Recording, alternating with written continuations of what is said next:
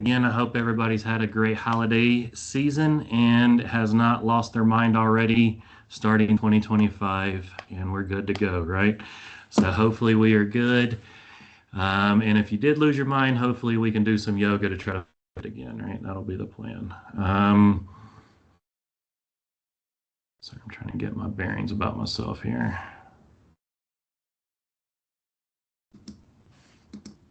Okay, well, let's go ahead and move ahead. So tonight, what we're going to talk about is we're going to talk about breathing practices. We're going to talk a little bit about anatomy tonight with that in modern medicine. We're going to do a little bit of introduction to the koshas. And then later on, we're going to revisit the koshas whenever we talk about meditation. We're going to do a deeper dive into pranayama. And really with pranayama, that's where we're getting to the anatomy piece. And then also, oh man, I don't know why that's there, using your thumb. It's kind of building into our practice. So the first thing we're going to do is do a practice which will be an alternative nostril breathing practice. So if you're willing to go ahead and practice, this person, her name is Robin, and she is actually the person who was my mentor to make me a certified integrative restoration meditation practitioner. So she has a lot of great experience, and if y'all ever want to look her up, her name is Robin Carnes, and we'll watch this video, but she'll walk us through doing an alternate nostril breathing. So if you want to, go ahead and participate where you are.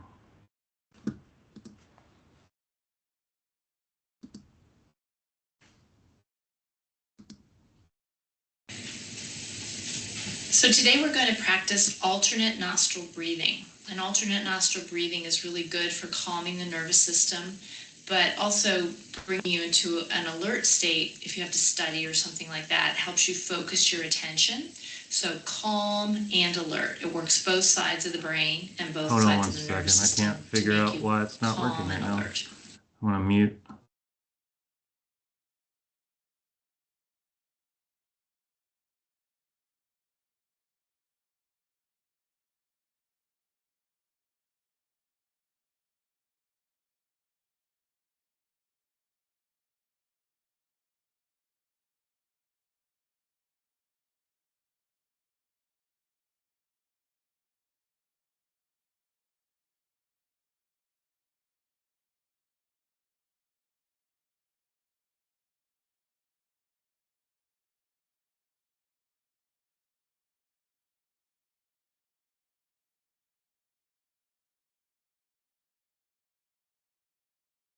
Charlie, you're muted.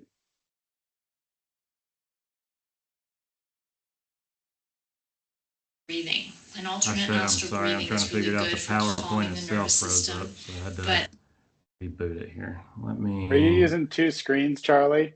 Yeah. Yeah, it's not. I would say that is one major issue sometimes, right? Right.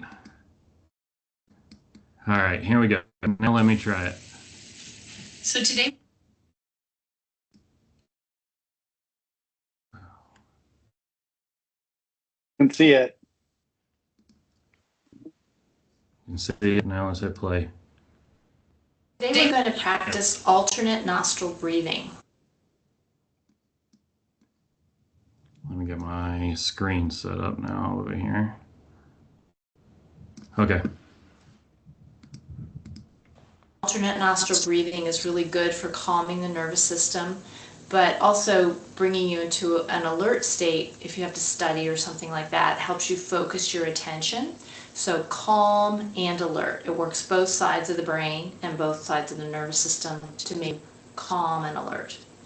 So it's very simple, and you want to do any breathing practice with a lot of gentleness, so not forcing anything. As I go through it, please find your own rhythm and pace. Once you get the hang of the technique with the fingers and hands and nose, then you can make it your own by finding a rhythm that feels comfortable and easy for you. The more comfortable and easy it feels, of course, the more relaxing it's going to be.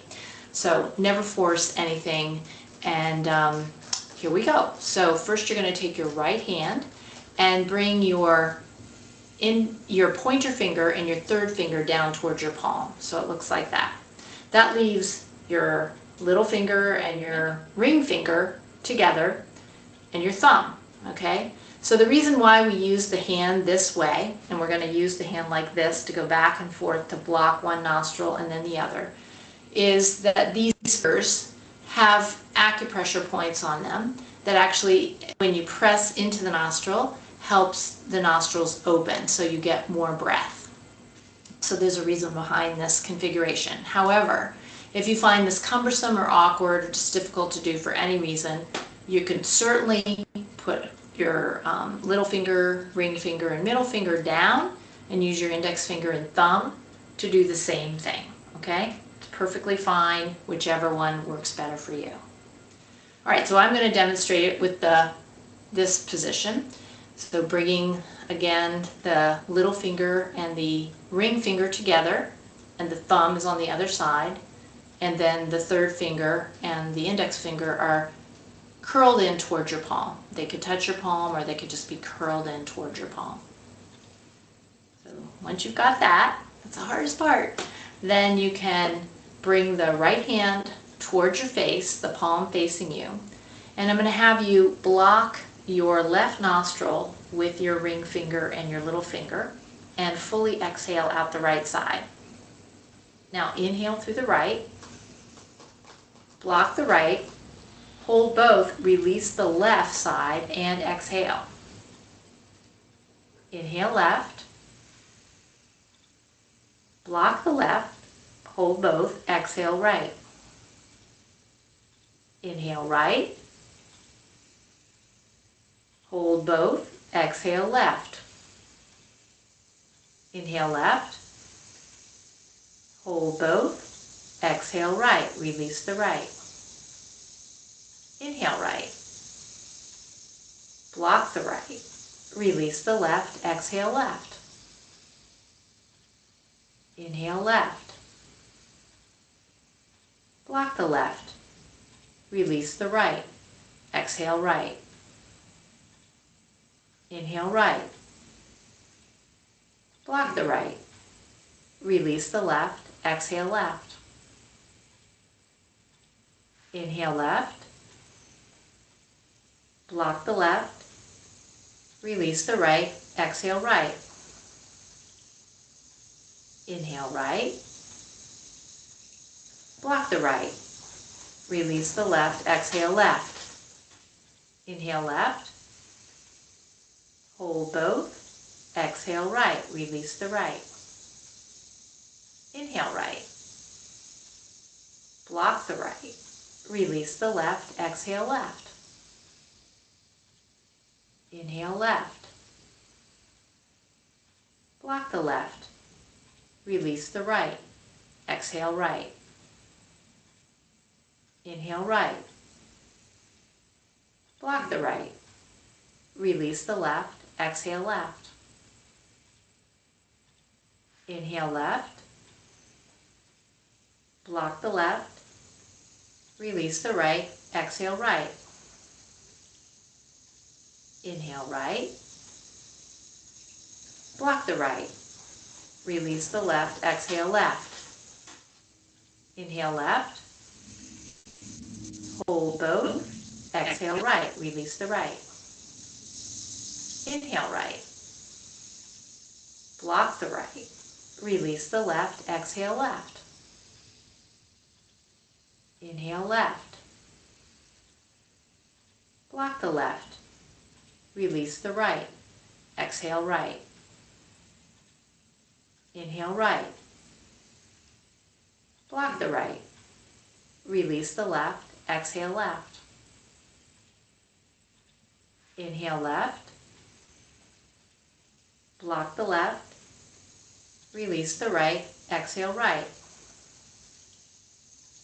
Inhale right, block the right, release the left, exhale left.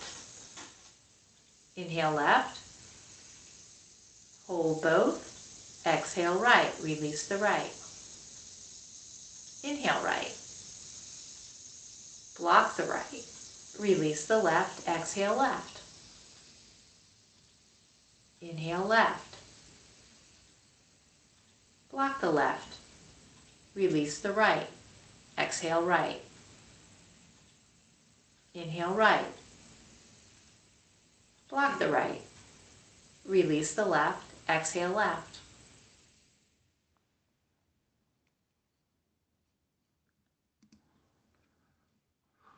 All right, how was that experience for everybody? Great. Great. Good way to let the day go. Good way to let the day go. Yeah, absolutely. Yeah, I'll say the first time I ever had to watch this video, I thought I had the video on repeat because it lasted so long, right? So I was waiting for somebody to be like, man, it just seemed exhausting there for a minute. And that was only a 5-minute practice that we had in there too. So, you know, sometimes whenever we do breathing practices, sometimes it can feel a little bit long-winded, so to speak, too. So keep that in mind whenever you're doing some of these breathing practices, especially whenever you all get into some of the homework with doing those breathing practices.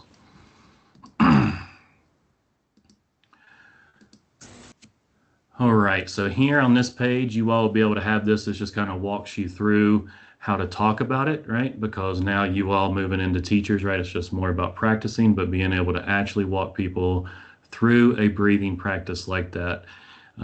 Keep this kind of in your repertoire, but it's really kind of, you know, find that comfortable seated position, you know, suggest placements of the left hand.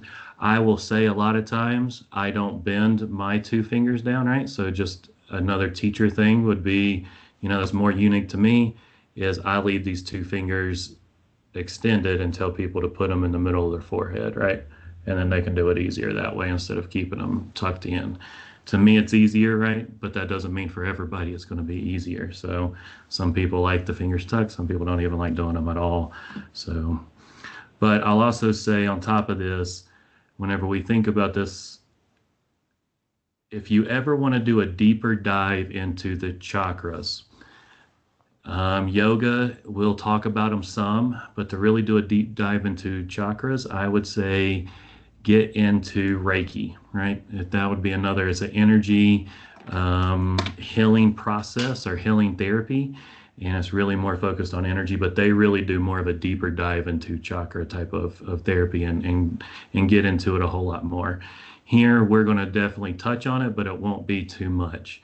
And this alternate nostril breathing really focuses on that piece, is a lot of the chakras and the way that the air is flowing up through the body and out through the body. And that's the reason why you start the way that you start, by getting everything out of the right nostril and then starting over, is because of this type of, or because of the chakras. And the goal is to have the energy flow around the chakras, right? Because pranayama is really energy, if we remember from that first day, right? So whenever we think about that, we're getting the energy in our bodies to flow around all the chakras in one energetic flow, is really the goal of that practice in particular. And you see that through this piece right here. And this is kind of the science, or the science, right? This is the yogic science behind it, and and the goal behind the practice itself. Does anybody have any questions about that before we move on, whenever we kind of break down some of those practices that way? But I think the big picture is to remember, every time you think of a breathing practice, whether it's, you know, one of the ones that you're going to do for the homework, or whether it's just belly breathing, to compare it to pranayama, is it's the energy that is flowing in you and through you and out of you, right? So, and then whenever we start to add other yogic philosophy behind it, it is the energy that flows around that energetic flow as well. So, all right. Well, we just did that practice, so we won't do this one. All right, so yoga. One thing, if you remember on day 1, whenever we talked about the 8 limbs of yoga, you know, one thing that I want people to kind of understand also as we go through this journey is everything that we do almost relates back to these 8 limbs of yoga. So day 1, you know, we talked intro to, you know, just yoga in general. We were just giving an overview, but the Yoga Sutras, right? The goal of that assignment, if you all remember, it wasn't necessarily for you all to go read a million yoga sutras, but it was really to kind of hone in on 10 that you all could really focus on, because you all would be expected to kind of integrate yoga sutras into your practices, right? If you're going to do a full yoga sequence in the future, you're going to be kind of expected to interweave some yoga sutras through there. And if you have 10 that you can kind of lean on, really you would probably narrow that down to 3, right, that you kind of lean on and integrate into your practice on a regular basis. But that was really the goal of that assignment, which kind of builds into these yama and niyamas, which we will get into in depth later. And I meant to take a picture of some of the books, but I have books at my office at the district office. Sorry, I don't know why I couldn't think of the district office, but it's at the administration building is what I was thinking. I was thinking district and administration, but it's at the administration building. I have books in there. I have one book on yamas and niyamas. A lot of what we'll be learning through that will be coming from that book. But if you're ever interested, I have a plethora of books up there on yoga philosophy. I have some that's on like Ashtanga yoga, learning in sequences. It's like yin and yang yoga. I will say, if you look at it, some of the books I have writing in, usually if it's a book that I had that was my book, it's going to have writing all through it. So I apologize for that, but some of them were just educational books that I had. So some of them have writing in them, some of them don't. So I apologize. And then asanas, this is really the postures, right? This is the flow of yoga. We're going to be diving into that the next time that we get together. But of course, now we're talking about pranayamas a little bit. We did last time we got together too. But then here, whenever we start to get into these are more about mindfulness and meditation, which we're also going to get into today as well. So pratyahara is really the disassociation of the external environment. Some people will say this is meditation, right? But we also have meditation kind of down here. So this really takes it a little bit further to say, and we'll do some meditation practices where if anybody's ever done any type of yoga nidra practices or anything like that, yoga nidra really talks about being able to look at yourself laying on the floor, right? If you've ever done any type of meditations, and it's more about pulling yourself from the external body and looking at it, right? Having that disassociation. So that's really what that means. And then concentration, this is really mindfulness, which is what we're going to relate it to today and talk about. And then meditation. So right now, what we've kind of done is introduced some of the philosophy. So we got some of that. We're going to jump into breathing, because that's a fundamental piece of everything that kind of comes into what we do for yoga. And then now we're going to start breaking down concentration and start to do mindfulness activities and meditation. And then, of course, this pure consciousness we will talk about towards the end of everything. But today, another way that we kind of break these, break down the way that yoga views the self is through koshas. And what koshas are is just the ways and the different layers that you are kind of made up. And I say you, right? This is yoga philosophy. Somebody just joined. Okay. So the koshas, these are kind of the different layers that you are kind of made up with, right? Whenever you kind of think about this, an easy way to translate it into American terminology is a lot of times we break ourselves apart by our physical person, who we are today, by our spiritual person. Whatever religion you are, there's always that, whether it's a soul, whether it's something else, there's always that break of those two pieces. Here, this is kind of the break of a similar piece to that, right? Is here we have the Annamaya kosha, which is the physical body, which is here. And then we have the breath and energy work, right? And then that is the pranayama. So whenever we're looking at the sheaths, you have to have pranayama to live. So a lot of these pieces, you can also relate it to that, right? If you don't have some of this, you may be able to live, right? But you're not living in the eyes of a yogic life, right? And that's really kind of an easy way to kind of break it down with some of these. So then you have the breath and energy work, right? You have feelings and emotions, right? If you didn't have feelings and emotions, would you really be living a solid life, right? And probably not, right? That's something to kind of think about, right? And then cognitions and beliefs, bliss and joy. Now, in traditional yoga, you will see only typically about these 5. Sometimes you'll see some that'll have 8. You know, they break it down in different types of lineages in different ways. This ego I-ness comes out of I rest.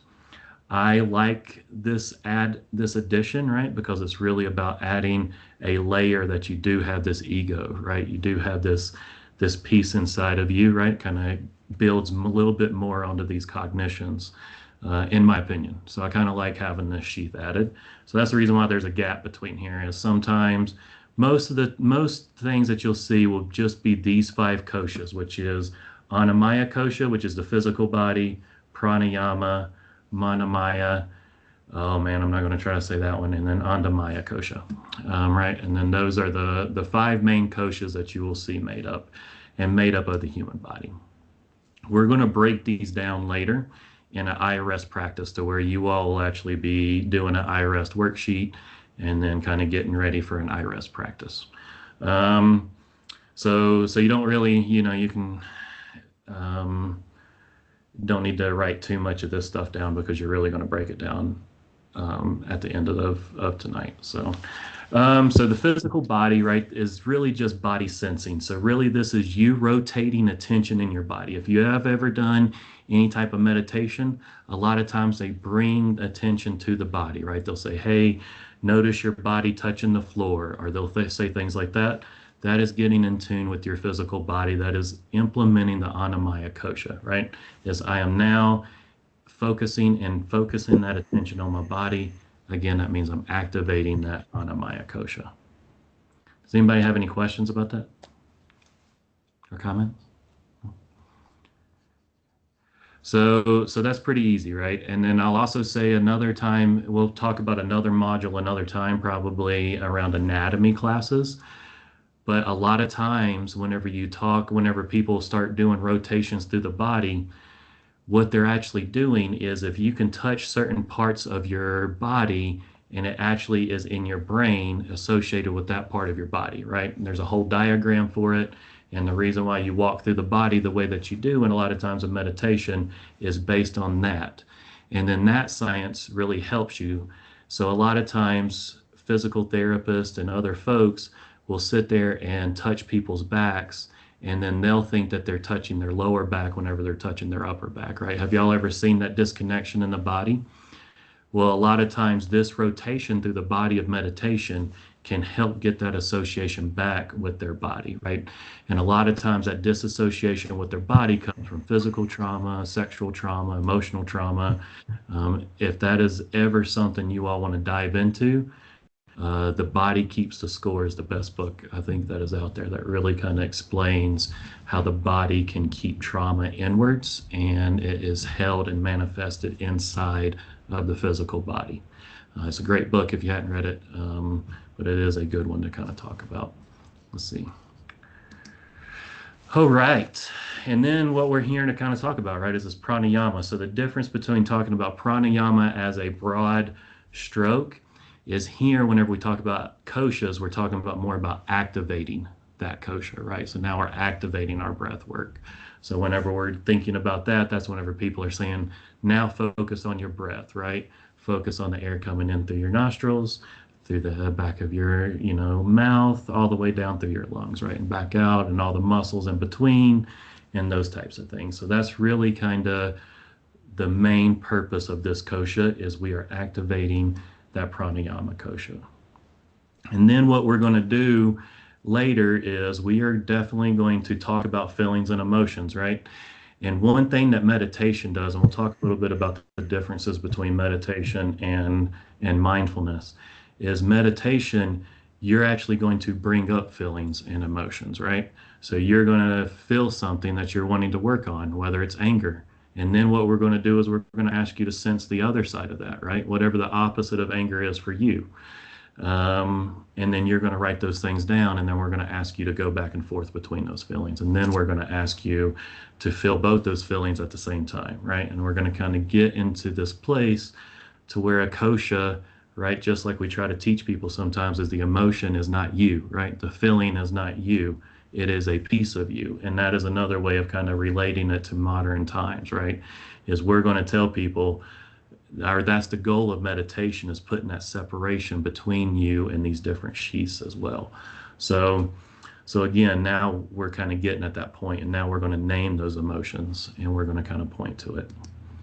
The other one is cognitions and beliefs. And the same concept, right? Is we're going to find those negative cognitions or those negative beliefs about yourself, right? It could be anything. I'm stupid. I'm fat. I really fail at work. I have no idea what I'm doing on a regular basis and feel completely lost. And then we're going to feel sense and feel the opposite side of that, right? And we'll be like, okay, I feel strong and confident. And then we're going to feel that middle ground, right? Because a lot of times people are in that middle ground. And, now we can kind of figure that out and really be able to name it and identify it and then separate from it. Anybody got any questions? Sorry. All right. And then bliss and joy, right? So this one is another good one, right? And again, in my opinion, if you don't have bliss and joy in your life, again, that's kind of something that would be missing, right? That you would want to kind of focus on that attention. So think about that even from, our yoga standpoint. If you see somebody without bliss and yoga or bliss and joy, right? We have to find that bliss and joy for them. And it's not really that we have to find it, but we have to facilitate an area to where they can experience it for themselves, right? Because we could make it not organic in their lives, and then it might not be sustainable in their lives, right? But we have to find ways for them to be able to create that container and find it for themselves. And joy is good medicine. I think everybody can agree to that, right? Having good, strong affirmations, having all those pieces, there's science behind it, and it is out there. So the I-ness. So this is more about witnessing and being and awareness of kind of all things around you and those different pieces. Yeah, go ahead, Jamie. Yeah, I'm curious. So in thinking about like engaging with bringing awareness to the koshas, is part of the intention or opportunity to then kind of be connected to and understand kind of those sufferings, afflictions, that was it klesas? Yeah. And so as part of the opportunity and getting connected to these koshas, really to have that understanding of how those sufferings or afflictions impact us and keep us separate. Absolutely, right. I think that's definitely, spot on. Is it's really that opportunity to definitely find the way that it's impacting us, right? That negative cognition, we know that it's impacting us, but then if we can create that separation that it's not us, and then we know that this other feeling's there, we experience this other feeling, we know where it's at, right? And we can experience the middle ground, because as we all know, we can all experience two things at the same time, right? And a lot of times that's whenever we feel uncomfortable, because we don't even know how we're feeling at that time, right?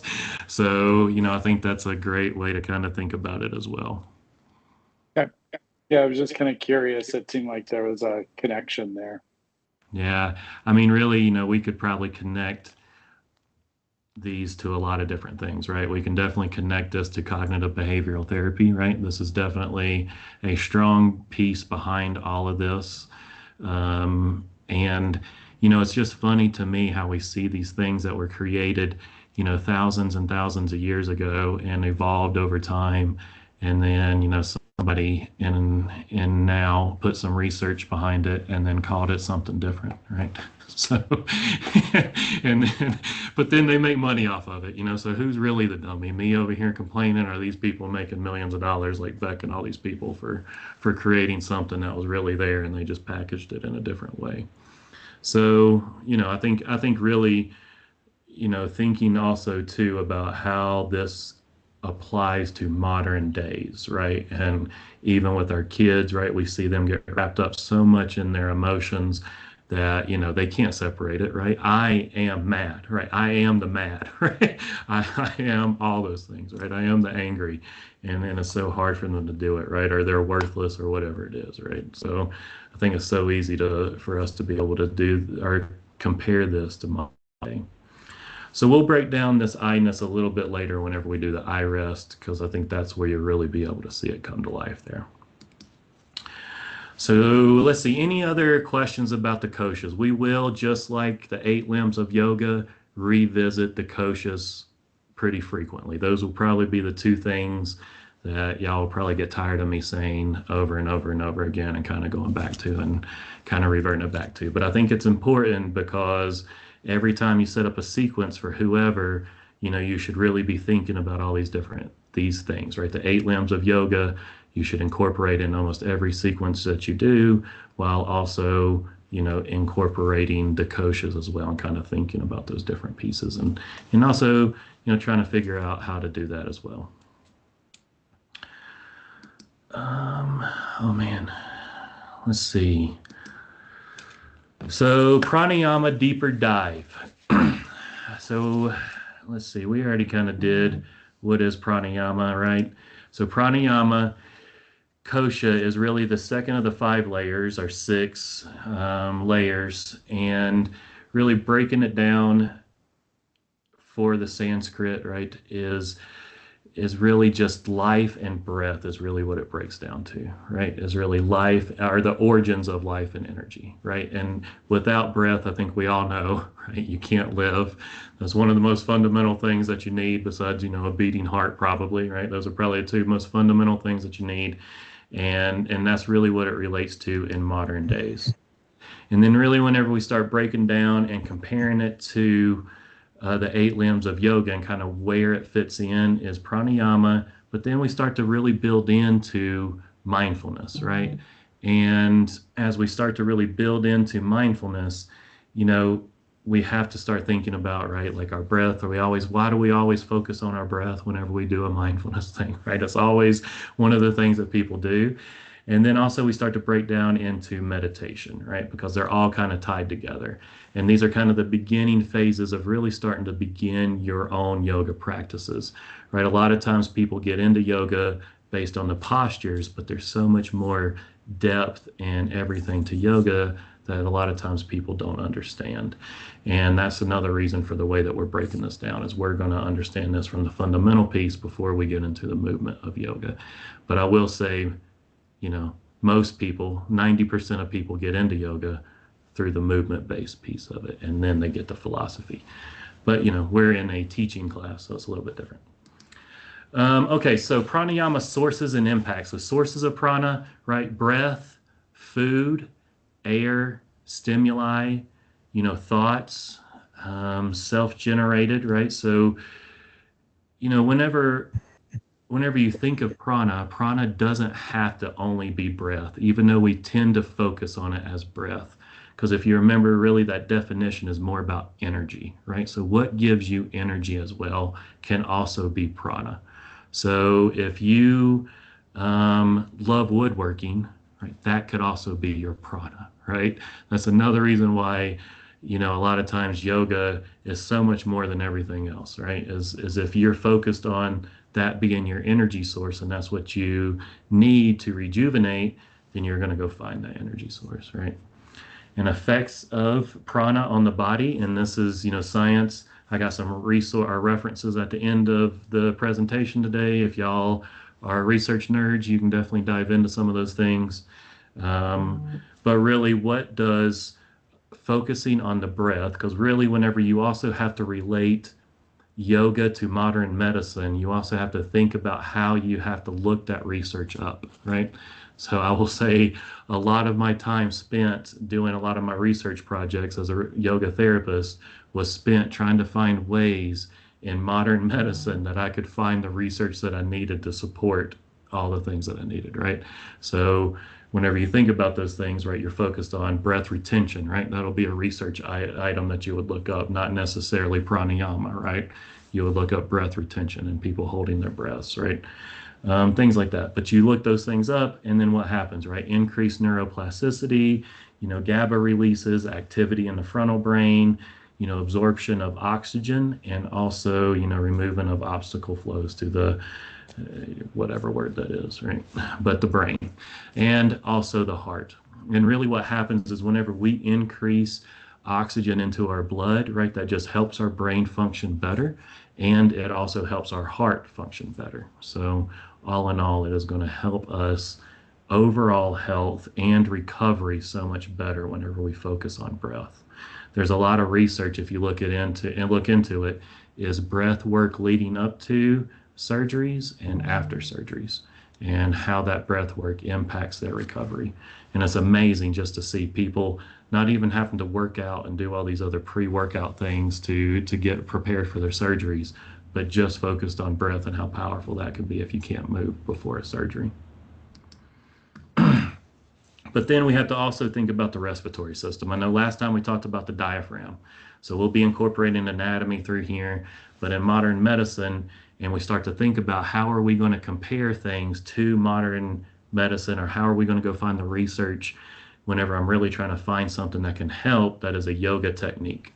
We also have to know anatomy, and we have to know respiratory anatomy, we have to know the diaphragm, and we have to know these things. So we'll be incorporating anatomy kind of as is throughout the entire course. But whenever we think about the respiratory system, when we think about the breath, we typically only think the lungs and then the nasal cavity and maybe your mouth, right? But then, through here, we have all these other different muscles. We have your right lungs and your left lungs. We have everything that also is incorporated inside of your lungs, right? Whenever you have fluid in your lungs and you get bronchitis, right? So you have all these bronchoses and bronchiolises and all these little vessels, right, that are inside of your lungs. You have all these other muscles all the way up through here, through your trachea and other areas like that, but you also have all these bone structures that are around that entire breathing structure as well. Then we have to be able to consider all these, and I'll say, as a 200-hour yoga instructor, do you really need to know if somebody's having issues with these types of things? Probably not, right?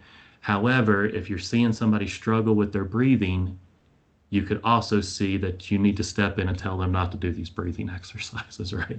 Because there is contraindications, right? If you see somebody in your class that has asthma, if you hopefully nobody has COPD, but maybe they have other type of breathing or respiratory issues, we have to be aware of those things. But also, we need to know a little bit about this if we're going to be teaching people to breathe. And a good analogy of not knowing is whenever I think I talked about this last time, right, is whenever we teach people to do belly breaths and then they don't have any room to do belly breaths, or the diaphragm doesn't have anywhere because they're a vertical breather, then they're just hitting a wall and it's increasing their anxiety instead of decreasing their anxiety, because it's activating their sympathetic nervous system and doing the complete opposite. So that's why it's important for us to kind of understand the anatomy behind the things that we're doing, and also with this piece too. So, and the big picture is, right, is respiratory. We breathe in, we get oxygen. Oxygen then goes throughout our blood system that then feeds our entire body. It helps us heal. It does all kinds of other things. And then we release CO2. And this is, the functions of life. But it is important to know that those are the two things that is really happening whenever we're doing it from a basic anatomy standpoint, is you are breathing in oxygen, and oxygen is critical for your entire body. CO2 is as well, but you have to release it. If you keep a lot of CO2 in, that is actually negative, right? So you can actually end up getting other types of issues that way. And then common illnesses that you'll see, right, is these constructive bronchiitises and bronchitis. COPD, I don't know if we'll see that in schools too much. I won't say that it won't ever happen, but I'm sure it does. Maybe it might even be more of an issue in the state of Colorado because we're seeing overall the decrease of smoking cigarettes in the world, but we're also, in the state of Colorado and other states, we're seeing an increase in smoking marijuana. So who knows what that smoke is? and what that smoke can do to people, right? So, and definitely our kids who are being exposed to it, for sure. So definitely something to keep in mind. So that's why I left COPD on this slide, was we may not actually see it in our kids, but man, we might see some of those symptoms because they're being exposed to some of that smoke that's out there.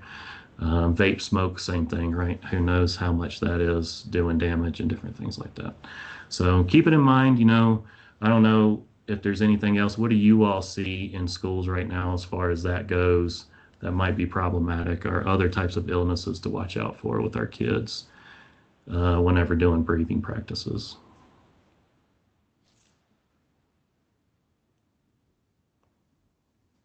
It's interesting, Charlie. Brett pointed to it, but especially for our secondary students, but I would say sometimes for our primary students, the use of tobacco products, especially those that are, e-cigarettes and or cigarettes, and that impact that it has on students. We were consulting with some folks last week, and they were talking about their middle school students in PE class and the impact of vaping on their ability really during PE class to take full breaths and really fill up their lungs and participate fully. Yeah. So, that's another big piece. Now that you bring it up, is really understanding the research and all these other things, and leaning on some of these experts on some of those pieces, right? And because probably a lot of us, the only thing that we could ever probably have ever smoked was cigarette butts left in our parents' ashtrays. And then now these kids can get their hands on all kinds of vapes and bowls and craziness. I guess some of those things are still there when we were, but it just doesn't seem like it was as readily available whenever I was a kid as it is today. And getting your hands on it is really, really bad. So, Charlie, yeah. this is Christine Darling. I also notice a lot of kids with allergies that seem to have a hard time breathing when their allergies are kicking up. Yeah, that's another big one. So I'll say, if you do breathing practices, I would have tissues in your classrooms, right? Especially if you're going to do it, in any type of structured way that we're talking about with yoga, like the alternate nostril breathing. I'm sure you all probably felt it too, is doing that, alternate nostril breathing, having stuff come out. One thing that I would love to do in this class, in this cohort, would be to get some neti pots, or maybe just a little squirt bottles, and us all kind of do that as well. I don't know. Does anybody have a breathing practice like that now? You do? Emily? Yeah. Does anybody else? Jamie? I will say right now I use a squirt bottle 2 times a day for myself, but. I use a neti pot, usually in the mornings and sometimes in the evenings. Yeah. How long have you been doing it? Mostly since I used it off and on before when I lived in Illinois, but in Colorado, I feel like I have to do it a lot more because of how dry the air is. Yeah. It's funny. I've never had allergies in my entire life, ever. And here in Colorado, I sneeze every single morning. I can't breathe. I snot all over the place. And I've never experienced anything like it. And then my wife, who has always had allergies her entire life, has no allergies here. You know, so I got to pick on her for, a long time. And then now she gets to pick on me. I'm snotting all over the place. It kills me. But that is definitely something to think about. Brett put in the chat obesity. I would definitely think obesity would be another one that would have a lot of, whenever you start to think about the anatomy of obesity, right? A lot of that weight tends to sit more lower. However, it's still a lot of weight on their chest, right? It's a lot of weight to kind of pick up, and it is something to kind of think about. And they will get winded typically easier. I don't want to say always. They will get winded, easier, and it's something to look out for. So one thing that I'll say is if you're doing breathing practices with any population, right, you always put that caveat out there. But the other caveat that you always put out there is if you start to feel lightheaded, go back to a normal breathing pattern for you, right?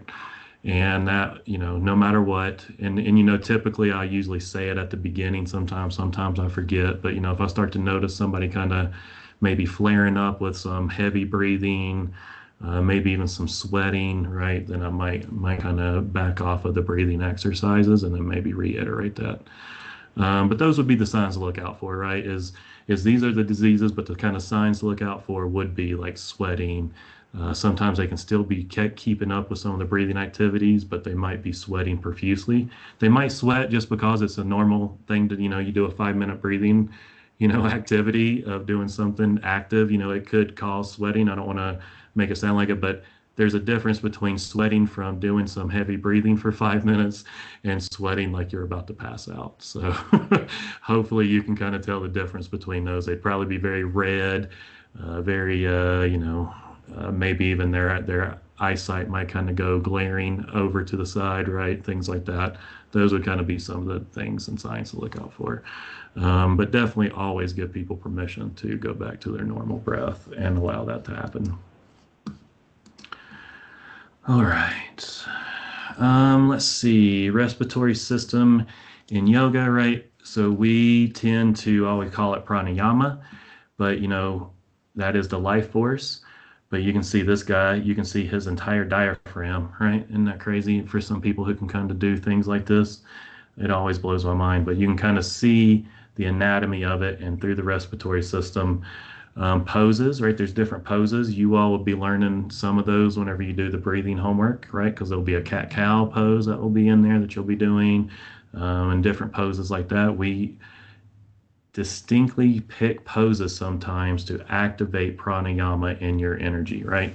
So meaning that we would do a cat-cow in our sequence at a particular time and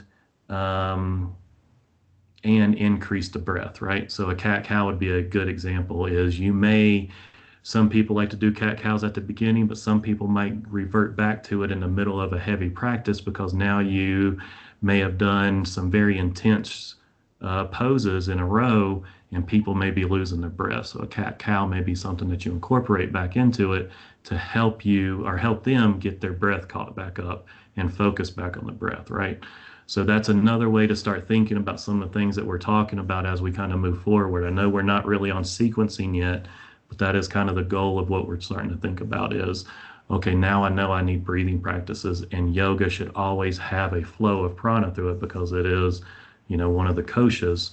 Then we need to make sure that we're keeping that breath as a focal point throughout. I will say that there will be times that you're doing some hot yoga, if that's the practice that you go into, or you're going to do something that you're going to be practicing with people that are going to be out of breath at some point. And it's going to be your job as a yoga instructor to bring them back to that breath, even in an intense hot yoga or Ashtanga yoga or something like that. And hopefully whenever you go practice at those places in the future, you'll kind of see those instructors start to do it or not do it, right? And then you'll be like, see, they suck. They should have been able to get my breath back, or whatever. Nobody sucks, right? Everybody's learning, so don't take it that way, because definitely, everybody's going to be there. And dietary and Ayurveda. So we will not get too much into dietary and Ayurveda medicine in a 200-hour yoga teacher training. We will touch on it. Ayurveda, if you can think about Ayurveda is a practice of medicine that uses natural spices and herbs to help people live a more balanced life. Maybe that's the best way I can kind of say it, it's really geared towards that. If you are ever interested in Ayurveda, you do not need to go down a yogic path. I did a Ayurvedic specialist training. I would recommend that one as a very entry level one, but if you're really wanting to go into an in-depth path, there's a few other trainings out there, but of course they get more pricey than that one. This one's like on Yoga International and pretty easy and reasonable price, and that's why it's probably one that people lean on most to get some education in it, because it's more available. But sometimes there's other programs, and I can definitely help if that's something you all want to do. But it is definitely inside the scope of practice of a yoga therapist, but not inside of the scope of practice for a yoga teacher. So that's another sign in the world, is if you see a 200-hour yoga teacher giving dietary advice, that is probably another red flag, right? And I say it's a red flag, and not just saying, hey, maybe you should try Mediterranean diet, right? Or whatever it is, right?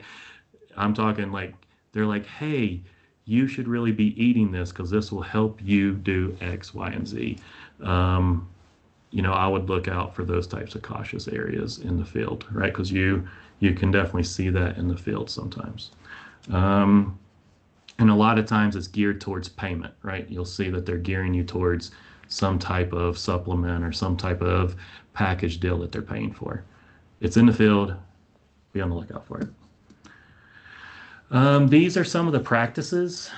We won't break all these down, obviously. The one that we did this morning is right here, the alternate nostril breathing. But you have Ujjayi breathing, which is another, like belly breath one. These are all the Sanskrit names. I added this slide just so you can reference back to it if you want to look these up from their Sanskrit names. It's worth doing just to learn, but it's not a requirement, in my opinion, for a 200-hour yoga teacher to know that these are the primary Sanskrit pranayama practices right here. And these are the secondary, right? And the only reason you would ever need to know something like that is if you were ever being quizzed on this, because it doesn't matter. In my opinion, any breathing practice that you implement should be something that you can invest in, about, you can practice on your own, and you can talk to it, right? That is the best breathing practice that you could teach anybody, is that breathing practice, because all of them have efficacy, all of them have research, and they're easy to implement. So if you read anything that says you have to do this you have to start every practice with this, don't listen to it, right? It is more of what you are comfortable with teaching in front of other people. And, that's ultimately what it boils down to. And if I were you, in moving forward, this is one thing that I'll say, and I was going to kind of introduce it tonight, is I have a little folder, even to this day, that is very thin, right? Just very thin sheet of paper. And I keep several yoga sequences and scripts in there ready to go at any given time. So it's already built out with all the breathing practices that I'd want, and I would be able to lean on it. I would highly recommend you all kind of looking to do things like that. Now, as you're building your repertoire of things that you would like to teach, I would go ahead and be like, okay, that's something I want to hang on to. That is a script for mindfulness I want to hang on to. And then I'll start keeping those in some folder that you have. And I carry that folder with me typically most days. I typically have it on me because I don't know. If I ever need a sequence, I have one instead of having to think about it. The biopsychospiritual model. So whenever we relate the koshas and we relate the 8 limbs of yoga, in my opinion, we could almost overlay the biopsychosocial model on top of that. But then the only thing that's missing from modern medicine is the spiritual side, 9 times out of 10. So then if you add that biopsychosocial spiritual model on top of it, to me, in modern medicine, that is almost the same concepts of everything that we're teaching. And again, I think I already said it, but we're repackaging the same things that's already been there, we're repackaging them in a different way. I will say, healthcare is in major reform, and we'll talk about this, I think, in another module too, is healthcare is in a major reform. And they're right now looking at so many different avenues to try to change medicine. And in my opinion, we work so hard to take the person out of medicine, right? Because back in the 50s and 40s, people used to walk around and a doctor would treat that entire family, and now they don't, right? So we have taken the person out of that, right? Because they were getting too close to these families and they were having countertransference, and providers were killing themselves and all kinds of things, right? So then we pulled it out, and plus it wasn't economical and feasible. So we have the system that we have now, and now we're working so hard to put that community model back in and put the person back into medicine that we're having a very hard time doing it. And anyway, but I think this is going to be the model that will end up merging as a biopsychosocial spiritual model, just because it sounds more in tune with modern medicine. Any questions right now?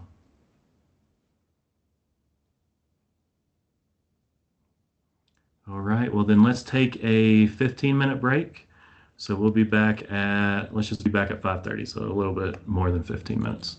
So be back at 5:30. All right, see you everybody.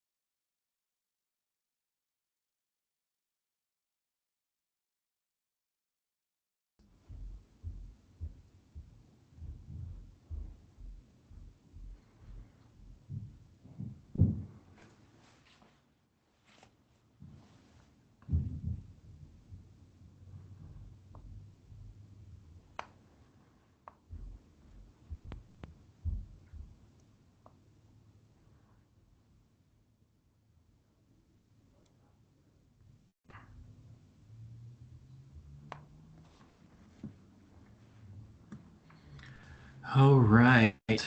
If y'all can hear me, yes, start finding your way back.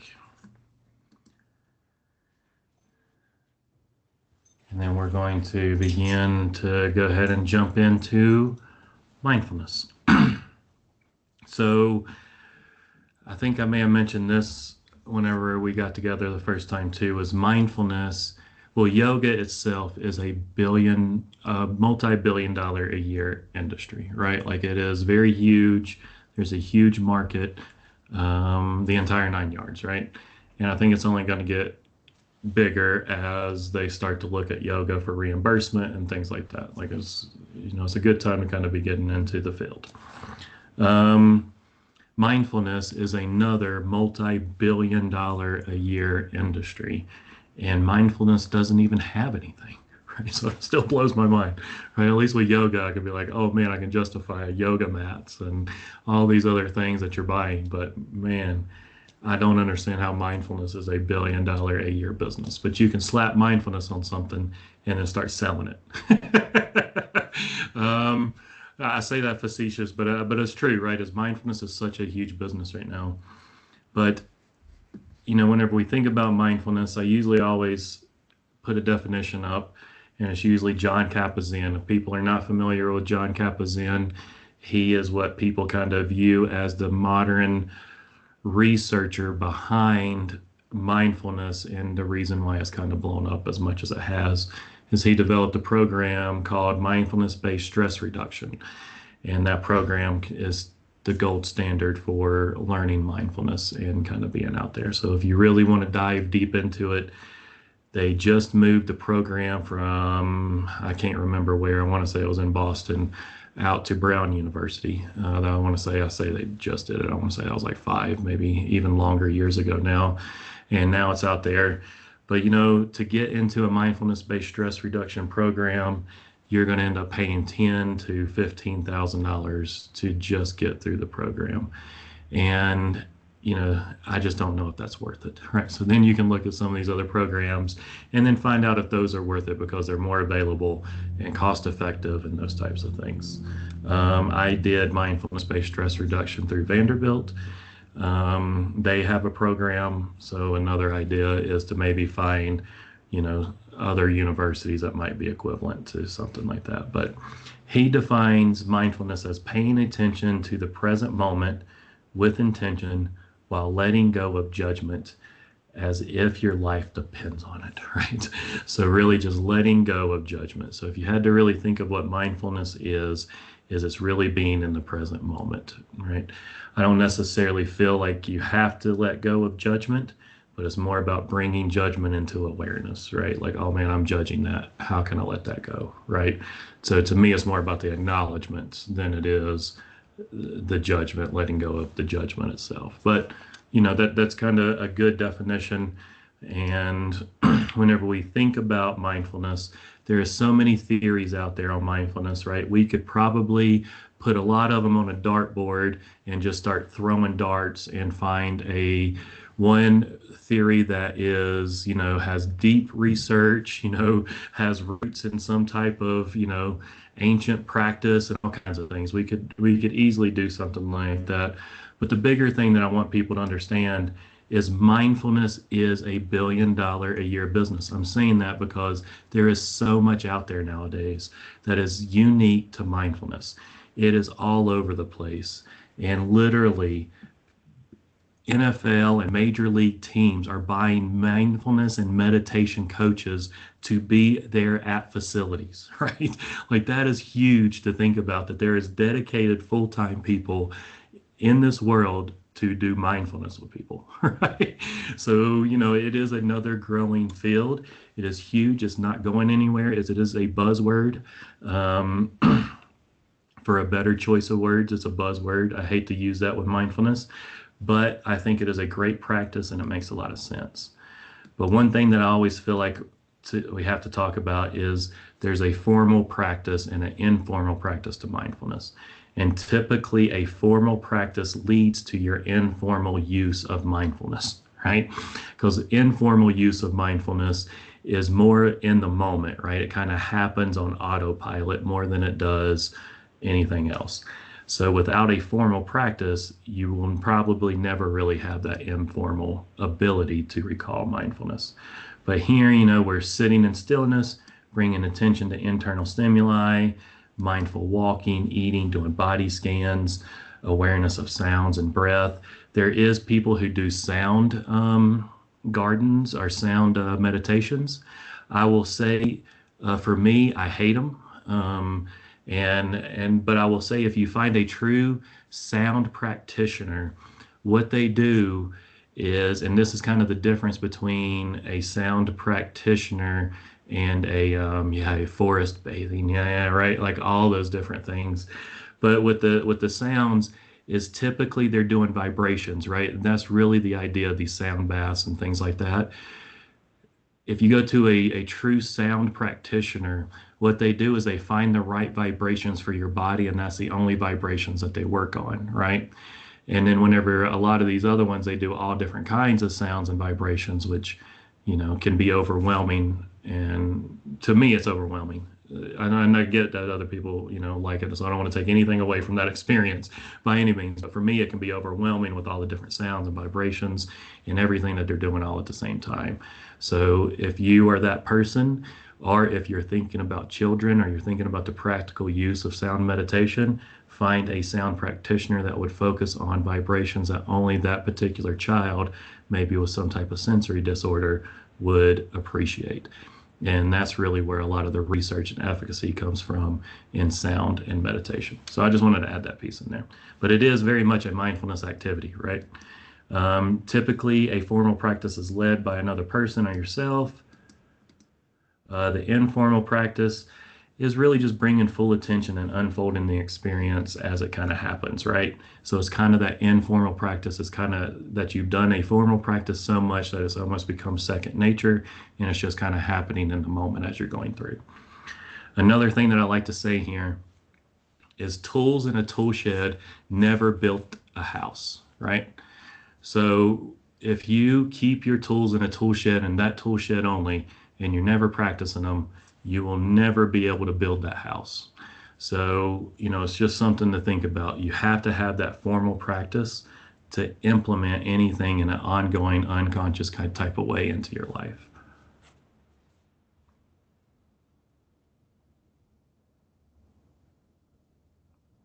Yeah, so Jamie just brought up another good point. I was going to talk more about chimes and meditation. So I have chimes right here that I use sometimes for meditation, right? So I have just traditional chimes that you can kind of just do something like that. I'll say I have never used chimes probably outside of a handful of times in any mindfulness practice that I've ever used, mainly because the chimes, tend to, I don't want to say harm, because harm's not the right word, tend to activate people's nervous systems in a negative way for them in that moment. And, where I came from, doing it with veterans even, right? Hearing a chime and an unexpected noise while you're being told to relax, right? Creates barriers sometimes. So, yeah, I would say that's a lot soother for sure. So Emily asked in the chat about the Tibetan singing bowls, and if people aren't familiar with those, they come in a variety of sizes, and you can either you get like a stick or something. I don't want to call it a stick. I forget what they're called, but it's kind of like this very thick stick, and you can kind of either hit the bowl, or you can kind of start with I forget what they call that too, but you just kind of take it around the rim of it, and it creates a soothing sound. I would say that would probably be better than chimes, not the dinging on it, but the soothing part of it, right? Of being able to do that. I like those. I think it's a better soothing sound than a chime that kind of comes out of nowhere. Yeah, Jamie seems like he's second that, is the singing bowl is a good way to kind of do that. So, again, you got to know your audiences, right? If you are a special ed teacher teaching to, a class full of autistic kids, that might not be the right place to use chimes, right? You might want to get the singing bowl out. So different things like that, right? Know your audience. And if you don't know your audience, then go with the less intrusive thing that you could possibly think of. That's always the rule of thumb, right? Is if you don't know them, that's the reason why I never typically use my chimes anymore, because if I don't know everybody in the audience, I would never use the chimes. So, another big piece of yoga therapy is our yoga, and being a 200-hour yoga instructor is kind of showing up to your audience. And then if you can't meet or if you don't know the audience as well as you think you do or should, then always go with the less intrusive. Same thing with poses. Whenever you're doing poses, you wouldn't do some very difficult pose with a group of people that you don't know. What mindful awareness is, right? Mindful awareness is noticing, right? Awareness and attention, right? And what it is not is guided imagery, relaxation, and meditation.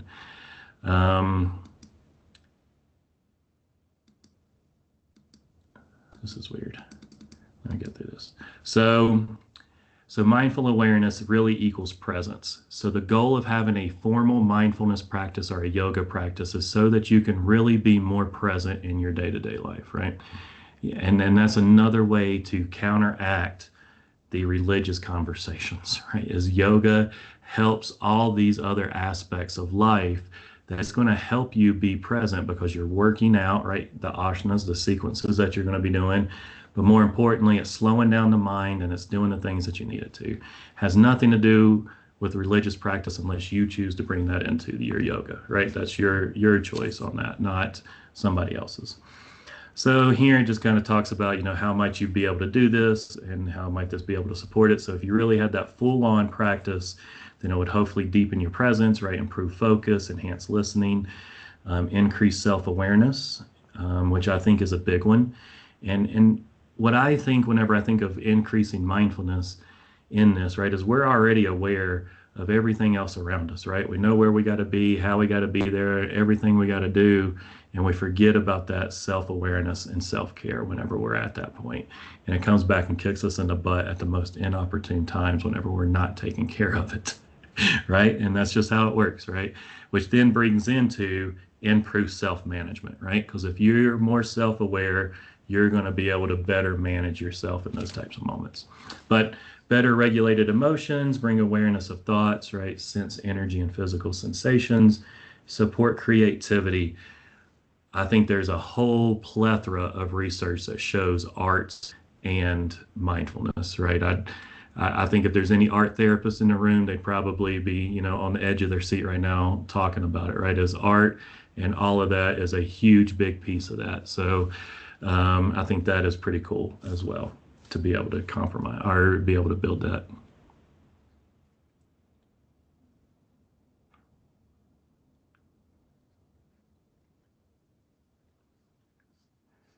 So Patty asked if D2 is on board with mindfulness and yoga practices within and outside of the classroom.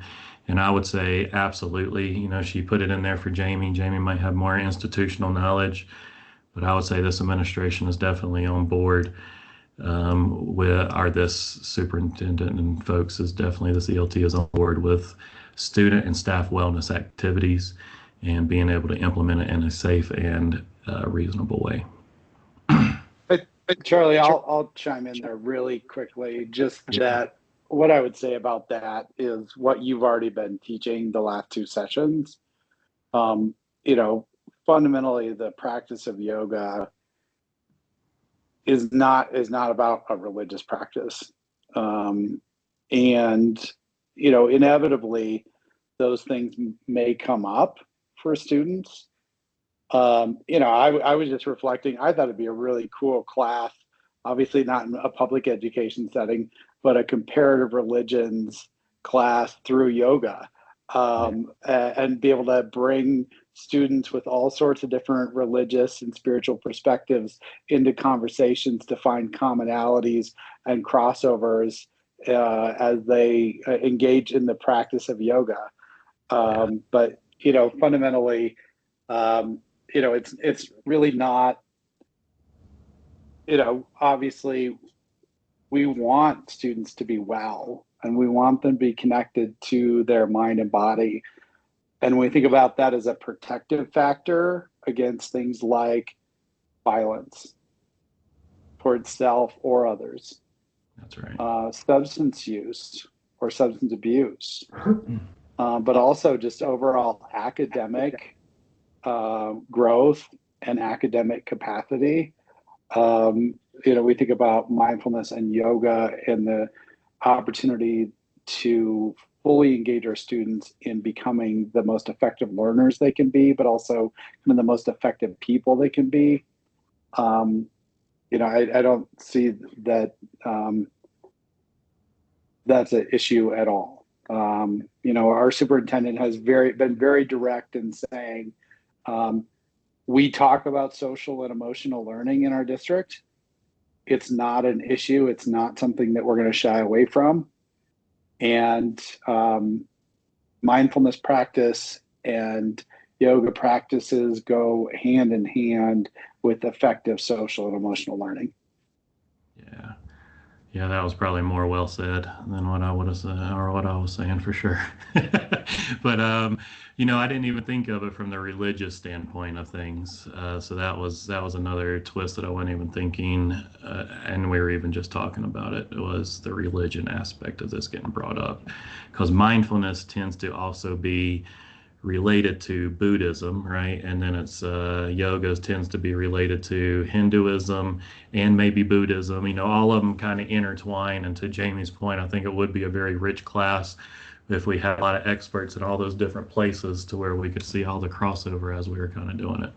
And with the history of time, right? It would be pretty cool. But anyway. So moving on. So I think that's great to kind of know and kind of keep in mind that we would have the support. But if it comes up with the religious discussions, that's where we would kind of redirect the conversation back to this is not a spiritual practice. We are practicing this for self-regulation and, self-regulation and self-management. Okay, so mindfulness practice. I put this up here just for you all to be able to kind of have. This isn't something that you have to do. I will say every single practice that I ever do, I start with a mindfulness practice.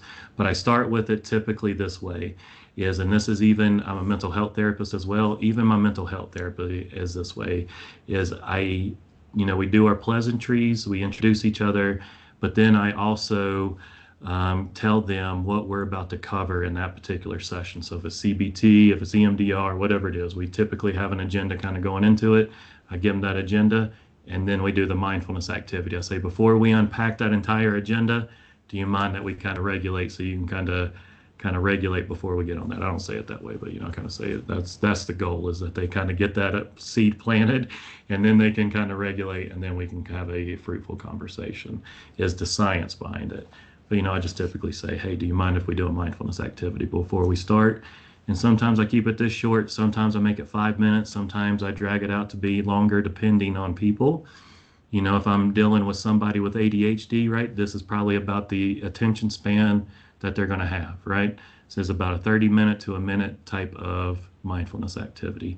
So this is also something that I would say for you all, is to start building your mindfulness scripts as well, right? Because this is where I was going to talk about, keep your kind of book of them, right? Have a minute one, have a 30-second one based on different populations, right? Because like I said, you might have the ADHD kid in front of you, or you may have somebody who practices mindfulness all the time, and they're going to sit there in peace and need a solid 10 minutes to do a mindfulness activity. So kind of have that range of different pieces in front of you. And this is just a real easy one. I always ask for permission. So kind of breaking this little script down, always ask for permission, to have and invite them to find a comfortable position. And then this is another tricky one, is a lot of times people will ask them to close their eyes. Give them the option to close their eyes, right? Because people with trauma, that's more of a trauma sensitive piece, right?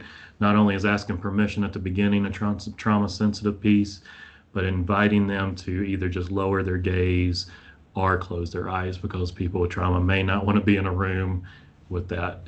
Which also, outside of this, is setting up the tone for mindfulness, right? Where is the door with people with trauma and things like that? That's another class, but we'll talk about that more at another time. But think about the environment that people are in.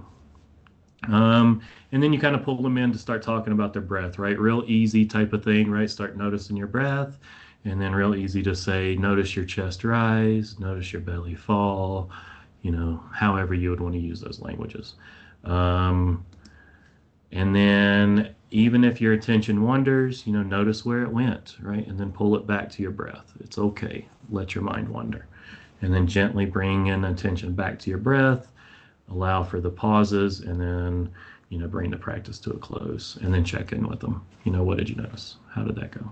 Just a general good script to be able to do it, right? All the middle stuff can kind of change, right? Notice your breath and all that, and you can add on to it as you kind of build your skill set and confidence and just off the whim doing mindfulness activities. But there's so many scripts out there that you never really have to do those types of activities. Yeah, go ahead. Sorry, I seen the hand go up, but I can't see who it was now. Oh, Kristen, go ahead. Sorry, I was trying to hit the mic button.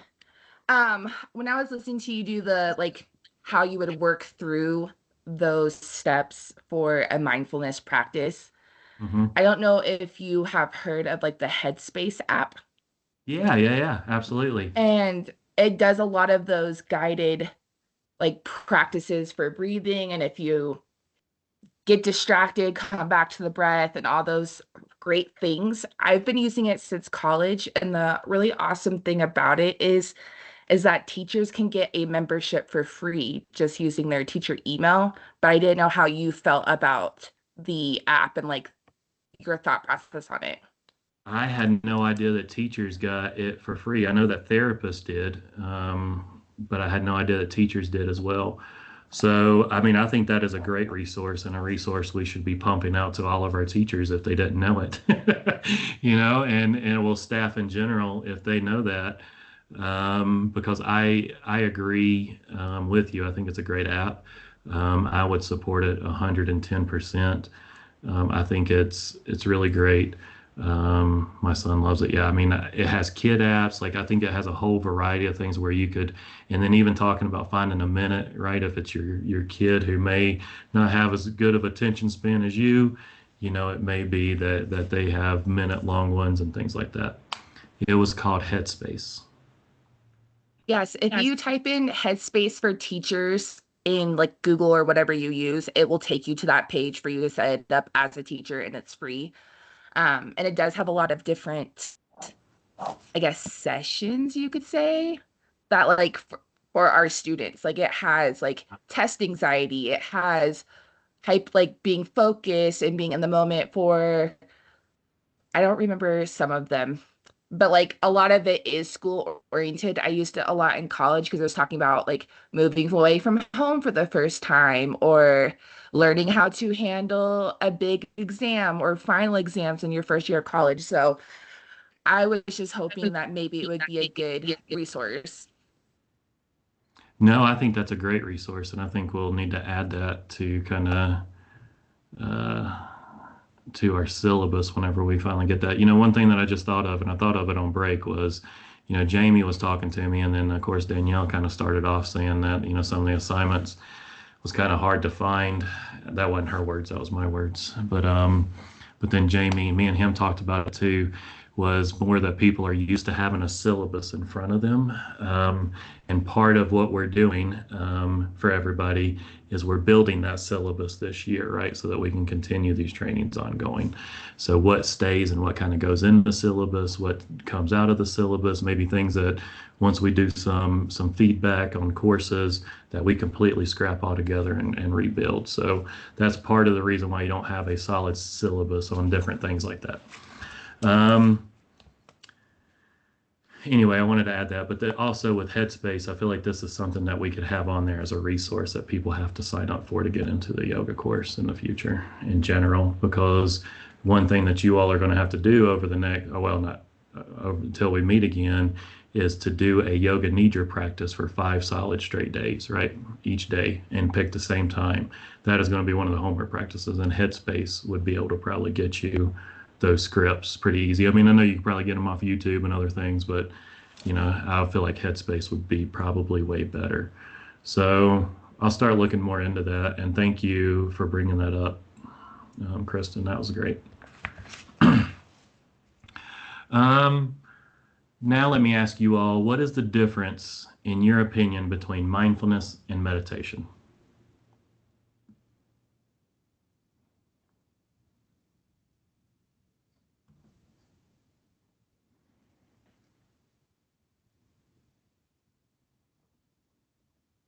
I'm just gonna throw something out there.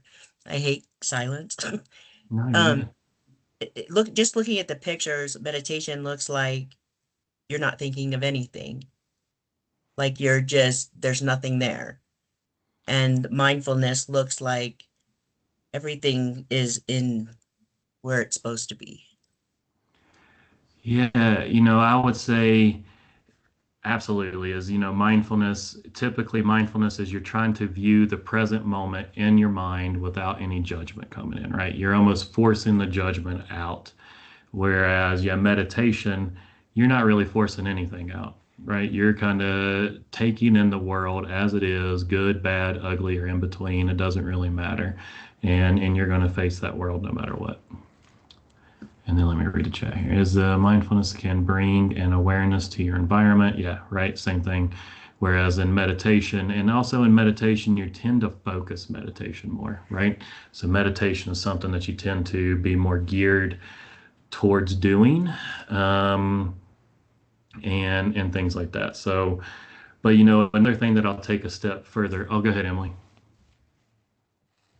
Hi, I was just gonna say, I feel like mindfulness is bringing your mind to the present moment, kind of shutting off that outside, like what am I doing right now? And meditation, I feel like for myself at least, allows you to kind of allow your mind to wander on something. Like maybe you're having that meditation about, like someone had previously said, about moving away from home, kind of processing that and allowing yourself to feel those things. Whereas mindfulness is kind of pushing that out for the moment just to focus on where you are so that you can, maybe focus on this test you're about to take. Absolutely. I would say 100%, right? Is definitely meditation definitely seems to be more focused, and I would say more formal too. Typically, you're going to sit down to meditate, right? Whereas you don't really have an informal meditation process that you're like, oh, I want to be more meditative in these moments, right? It's usually that you're sitting down to meditate, to do something, process something, think about something. Another good way to think about meditation a lot of times is prayer, right? As we're praying to somebody to help something, putting some positive affirmations into the world, to help other people, things like that. Meditation is very much similar to things like that, right? I will take this a step further. I may have mentioned this too on day one, as I'm also a clinical hypnotherapist as well. And whenever you think about hypnotherapy is the same thing as mindfulness and meditation, right? And the only difference is really that I always tell people is mindfulness is staying present in the moment and not allowing anything to take your focus off of it, right? Judgment, criticism, critique, all those things. That's really what mindfulness does. Meditation allows you to focus your attention intensely on something for a period of time. But then what hypnosis does is it takes mindfulness and meditation and then it adds suggestions into it. So unlike the others, now hypnosis is now taking mindfulness to another step to where now they're providing suggestions inside of those scripts that they're telling people. It's just funny, again, I throw hypnosis in here because it's just another modern way to repackage everything that was done in the past that is literally the same exact model of everything. So even whenever we think of looking at studies and brain waves and things like that, if you're into science and research, then you could really focus on research that focused on clinical hypnosis because that is more readily available in research than it even is for yoga and some of, well, mindfulness, not so much, but meditation for sure. All right, any questions about mindfulness or comments about mindfulness? Well, Charlie, I'm super curious now in thinking about like the impacts of what goes on neurologically, and you were talking about hypnosis. And are there studies out there that show that, we think about like, I won't get into like all the different types of brain waves, but similar brain patterns and the production or reproduction of certain neurological patterns can be present with kind of both practices? Absolutely. I think absolutely. And whenever you look at it, I have a slide. I have a hypnosis training too, and in that slide, I kind of show the waves compared to mindfulness and meditation, and they're all practically identical. That's the reason why I say it's almost identical things that you're doing, but in hypnosis, you just add that suggestion of quit smoking or whatever the habit is, right? It's more for habit breaking is really what hypnosis is for. So typically you tend to think of it more in line with quitting smoking, maybe even weight management for like overeating and compulsive eating. But really it's a habit breaking tool. But yeah, the neuro, everything lines up almost identical, which I think is just amazing to kind of see. And I think I mentioned this too about Ashtanga yoga. I got my 300-hour training done in Ashtanga yoga, and I come to find out that Ashtanga yoga was developed for adolescent kids to keep their minds busy, right? But then at the same time, Yoga Nidra was developed, right? And does everybody know how Yoga Nidra was developed? Was a old yogi worked 2,000 years ago at a residential facility for young kids. They called it was an orphanage back then, but they were troubled kids, and this one kid, they just could not get them doing anything. They put him in Ashtanga yoga. They tried to keep his mind busy, and he was still getting in trouble all day long, and they were doing all kinds of stuff.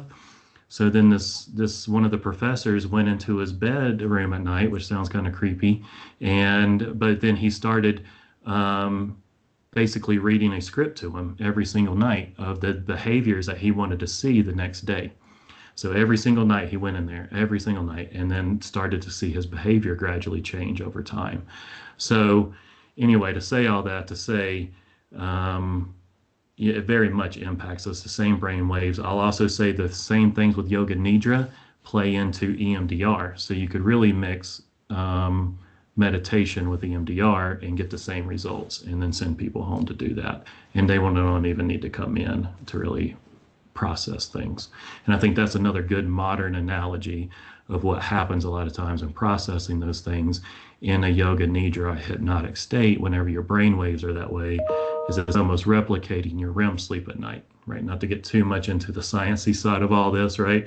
Is ultimately that's what we're doing whenever we're trying to process a lot of these different things, is to do that piece. And we're trying to realign those neural pathways to kind of Jamie's point, to kind of make that more of a linear path, so you don't have something that's outside of that neural pathway that then causes a psychological reaction every time you see it or hear it, or every time that fires. And I think there's so many ways to be able to do that besides prescribing somebody an SSRI or a medication in general. I shouldn't blame SSRIs, because I think there's actually a really good place in medicine for those, because people do have deficiencies. But on the other side, with anxieties and some of these other ones, I do think instead of prescribing that, we could really be working on some of these things that we know is beneficial and can integrate people's neural pathways in a way that is more modern and using some of these ancient techniques. I think it's there, the science is there. It's just getting people to pay for it. Right? And I say people, not people themselves, but insurance companies is what I meant by that, right? Getting our payers to realize that prevention is worth everything, right? All right, so for the last little bit here, I know we got about an hour and 15 minutes, so bear with me. What we're going to do is I'm going to go over Yoga Nidra this next little bit, and then we're going to do a Yoga Nidra practice at the end of this. And instead of saying goodbyes at the end of this, literally the call is going to end. So that's how the practice is going to end. So we're not going to take another break, is the reason why I'm saying all this and kind of prepping you all for that. But if you could, on the invite, I had a worksheet that was called D2's iRest worksheets. If y'all could pull that up. Let me see if I can pull mine up real quick. There it is. Let's see. Come on.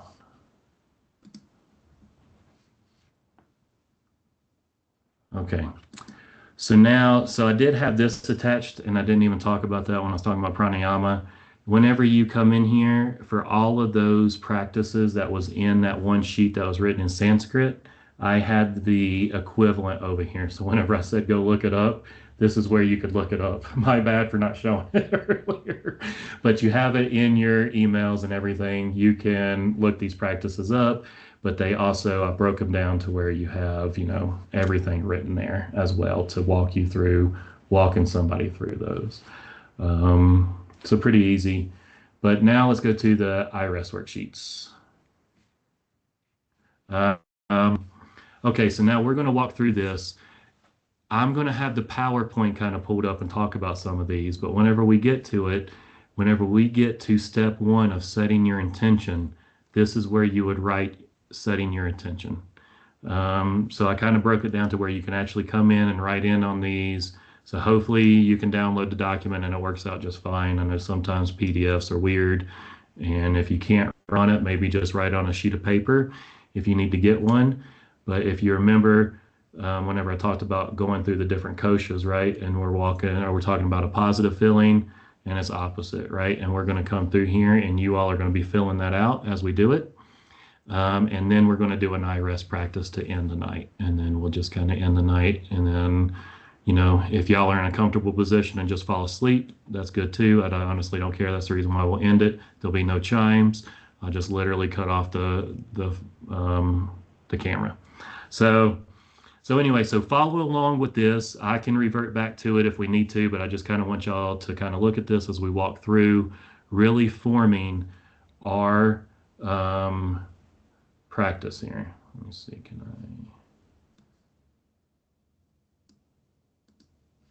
So let's see, I think I can do it that way. Yeah, so I can go back and forth. So if we need to go back to it, we can go back to it. But just know that hopefully you all can fill that out as we're kind of looking at this too. So IREST, I think I mentioned this before. If there's any military folks in the room, IREST is actually a tier 1 modality, and in the DoD system, you can get reimbursed for actually being a certified IREST practitioner. So that's how much research that they did. So IREST originated by Dr. Richard Miller. He's a psychologist. Now, we'll talk about this in ethical terms in another time, but Richard Miller had a sexual allegation against him. I think I mentioned that on day 1. Keep that in mind, right? We'll talk about ethics on another day. I don't think it takes away from the validity of the practice, right? But, his name's on here because he developed a program. And it wouldn't be what it is if it wasn't for him, even despite his flaws.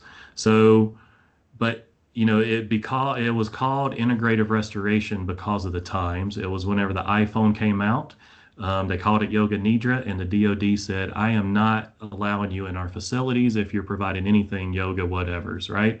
So he had to change the name pretty fast, and he changed it to IREST. He actually came up with IREST before he came up with integrative restoration.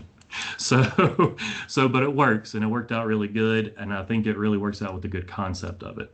So here goes the sheaths, right? And whenever we're talking about IREST, this 6th sheath is a part of IREST, not a part of the general koshas or anything like that. If you hear it in other language, you might only see these 5, and you might see 7, and this might not be a part of it, and different things.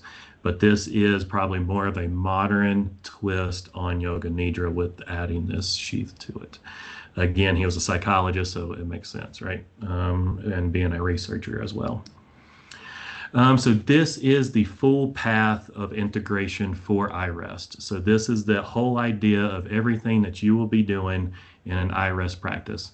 IREST practices can be 10 minutes, or they can be about 45. Tonight it's going to kind of vary on how much time we have left over, but I'll end up walking us through this. But whenever we walk through this, we'll have the initial relaxation, right? That is, rest your body, find it on the ground, what's touching what. And then we're going to come up with, and that first part is, what is your heartfelt desire, right? Some people call this a sankalpa. Some people call this all different kinds of things. But what we're going to do is we're going to call it our heartfelt desire. What is your northern star? And that's what we're going to talk about first in this meditation. And then what is your intention? What is your intention for that practice? So not necessarily intention overall, like your heartfelt desire, but what are you wanting to work on? So much like I think it was Emily that was talking about meditation really hones in on something. You know, this is where you're talking about it. My intention out of this practice is to blah, blah, blah, blah, blah, right? To integrate my past trauma. You're not going to do that in one session, but, you know, maybe that's your intention. Or my intention is to focus more on my breath this practice because I always lose count, right? It could literally be that simple too. Don't think it has to be some big idea or anything like that. And then we have your inner resource. Now this inner resource is something that is you. If you are a Adam Sandler fan, I always view this in Happy Gilmore whenever he went to his happy place. You know, it's really kind of your happy place that can be your inner resource that you can depend on at any point in time, right? It can be a picture of your dog. It can be anything that's intrinsically valuable to you. But, you know, whenever we're going through iRest, and for everybody that we work with and you're doing an iRest practice with them, they need to understand the inner resource is probably the most valuable piece out of this, because if something gets brought up, especially if you're telling people to bring up negative cognitions about themselves, you know, there could be an opportunity for that to be a bad situation for them. So they need to understand that they can bring that inner resource in at any given time, and we're going to give them permission and even talk about it as we walk through the script, right? So you'll kind of see that integration kind of throughout it, right? Is, hey, if you're feeling kind of, you know, kind of not at ease right now, please remember that you have your inner resource that you can recall at any time, right?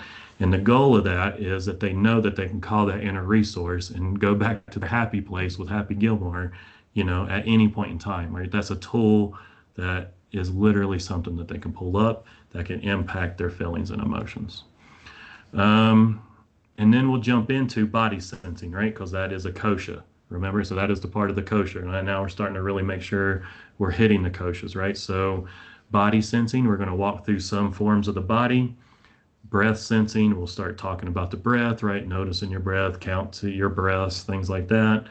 And then we get into the opposite feelings, then opposite emotions, opposite cognitions, and then joy. What brings you joy? And then awareness and integration. Whenever you look at this, this is going backwards, right? Because they're on the ground. So here is that sankalpa, right? With that inner resource. This is kind of the foundation of everything. And then it kind of builds into those different koshas, right? If you could really look at this, this would be the different koshas and other things like that. And whenever I was talking about yoga nidra, a lot of times if you listen to a yoga nidra script, they will say, look at the body on the floor, right? Because they're wanting you to have this outer body experience of looking at the body on the floor, and it's your body.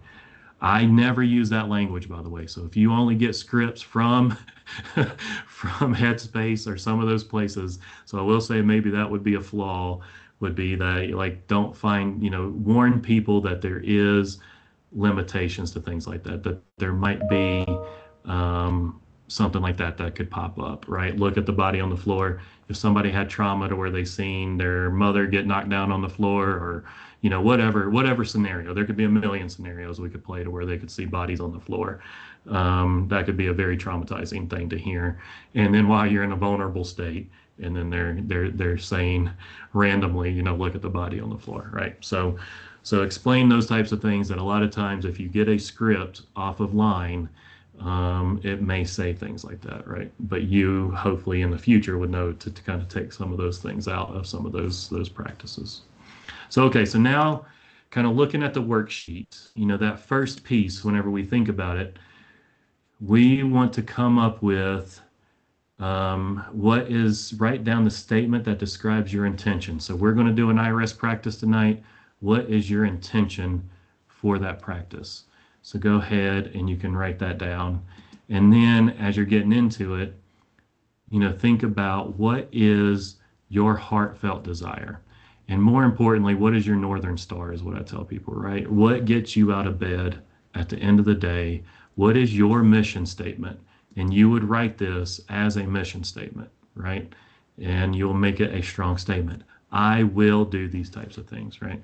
So write it like you are also going to go do these things as you write your heartfelt desire, right? Because you're writing that positive affirmation. So go ahead and take, a few minutes to kind of focus on these two pieces right here. And I'll kind of come back over here. So the intention, your heartfelt desire. If you kind of want to get into your inner resource, go ahead and kind of start writing and thinking about that inner resource. But you might not get there until the end of this entire process. So don't think that you have to have that. You don't have to have your happy Gilmore place immediately, right? It can kind of come to you as we kind of write this out a little bit.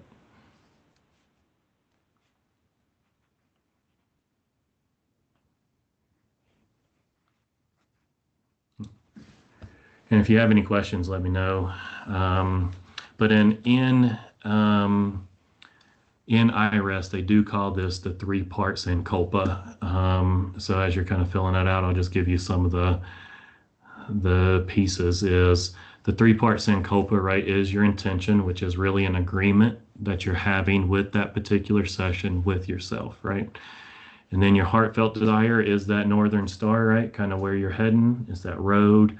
It's kind of that mission statement, that aspiration statement. And then your inner resource, again, is that resiliency factor, right? It is the thing that you can lean on that almost brings you a smile 100% of the time. And no matter what, could always be there for you.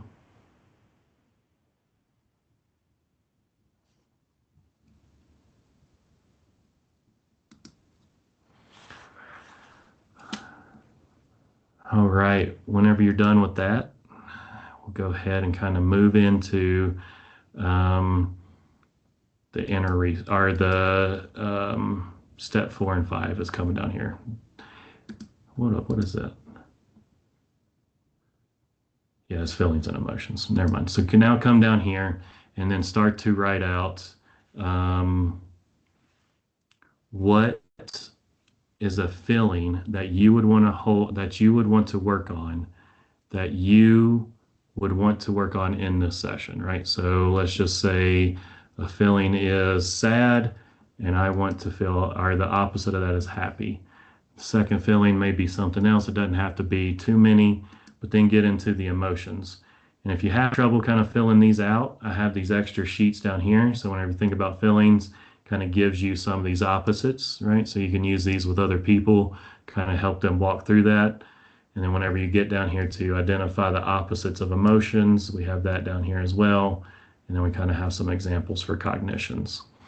But whenever we think about this, what are maybe 2 feelings that we want to work on in this particular session that we would want to write down here as we kind of move through this?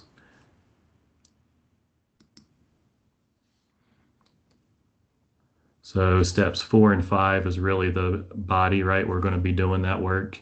So that's going to be my words. It's going to be working through these 2. Now I see why that was blank. I just didn't need something to write in there. Is 4 and 5, right? Is I'm going to be walking you through your body. I'm going to be saying, hey, pay attention to your forehead, pay attention to your nose, things like that. So that is going to be steps 4 and 5. And then same thing with the breath. But then this is kind of where you're at here and filling out these emotions. So go ahead whenever you get there. And then, like I said, if you need examples, we have some down here, and you can even write it on this sheet if you would like. You don't have to have it on that one sheeter. That one sheeter is just a good place to kind of have it as you're doing your meditation. And then whenever you get done with that, right, just remember the feelings and emotions, right? We are going to be working on those. And if we remember, meditation is working on something, right? Kind of like we talked about. So this is kind of something that we're working to. So let's just say maybe you get more frustrated on your drive to work because of traffic, right? So frustration may be a feeling and emotion that you might want to work on, right? And kind of work towards those. And same things with cognitions, right? Is laws of opposites and pairing the opposites, right? Is really what we're doing. So if those have a negative cognition that you're wanting to work on, this could be a negative belief about yourself, whatever you want to do. And again, it doesn't have to be anything triggering. It could be as little as, I really hate the way I drive, right? or something like that, right? It doesn't have to be anything major, but if you want to, you most certainly can, because you're going to do 5 days of yoga nidra that can help you process this before the next time that we meet.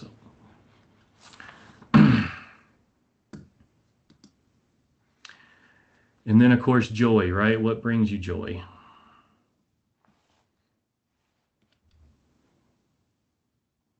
So these inner strengths are really those essential aspects, right? What brings you joy? What is that inner strength of joy and happiness that you can really write down here?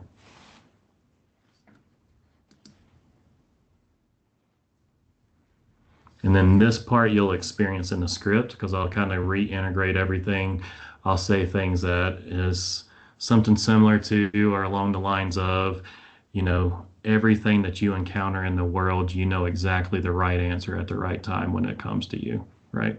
So feel confident walking forward. And then that's kind of part of that integration and kind of talking about that, right? Kind of pulling it back together to say, like, these aren't just tools that you need now. Now you're integrating it back into your physical self, right? And that's really what this piece is now it's that integration piece back in and how that really is and how you can observe and witness all that as it's unfolding around you. Okay, so the next thing I want to show you, so here goes some of those resources. I'm going to stop sharing now.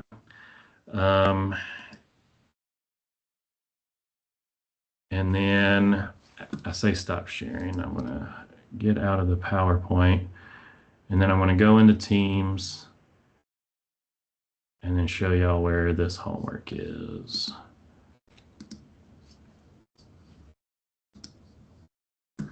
All right, so let's see.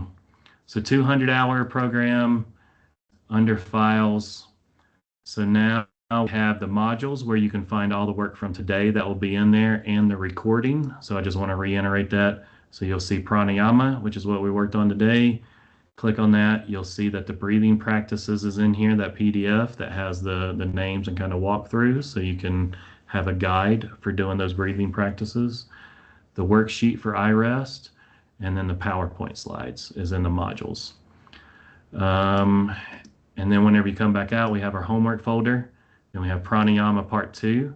I did put the breath work in here now, so you'll have it in here. I don't think it was before. I think it was only in the emails and those places, which creates more confusion. But now it's in here. And then also this will be your 5-day homework assignment. And of course, it opens up over here. And I'll open up the other one as well. So this one is really just for 5 consecutive days doing an iRest practice or a yoga nidra practice. Of course, I will gear you towards iRest just because I know it, I'm comfortable with it, I think it works, I think it's a great practice, all those types of things. But there are a million yoga nidra practices that are out there. I also have a yoga nidra book at the admin office if you all are interested in learning more about meditation and yoga nidra in those types of directions. But whenever you come in here, you can kind of just pick it out. There is an alternative practice. Let's just say you're for sure 100% against everything meditation, whatever it is. I did put in here that you could do a love and kindness practice instead, right? And if you're not familiar with love and kindness, it's more of a mindfulness practice, but it does give intention behind that love and kindness practice. But this is one caveat, is if you choose to do that, choose whenever you give somebody else love and kindness, that for 5 solid days, it is somebody that you don't particularly care for, but you have to see them on a regular basis. And I say that because, you know, I had a friend of mine, and he's a dear friend of mine, and actually a Stephen Graham, who I had a video of in the last class. This class I had Robin. So Stephen, in the VA system, he was a physical therapist, and he was being supervised by an occupational therapist. The occupational therapist or physical therapy got a pay increase that then made them more payable or had made more money than the occupational therapist who was supervising them. So she never approved the raise. So he was completely bitter about this for years, and I had no idea. And every time we had a meeting, he was always combative to this person, and I was just like, what in the world? And finally I pulled him aside and I said, what, like, we can't continue this, right? Like, this is a barrier to us implementing things now. Like now it's going to be an accountability issue. And he told me the story, and I said, okay, what I need you to do is do a love and kindness practice every single day for the next, I made him do it longer than 5 days. It was more 15 days, like a breathing practice, because I was more trying to focus on helping him not have a psychological charge when coming in and seeing this person, right? And that's really what was happening.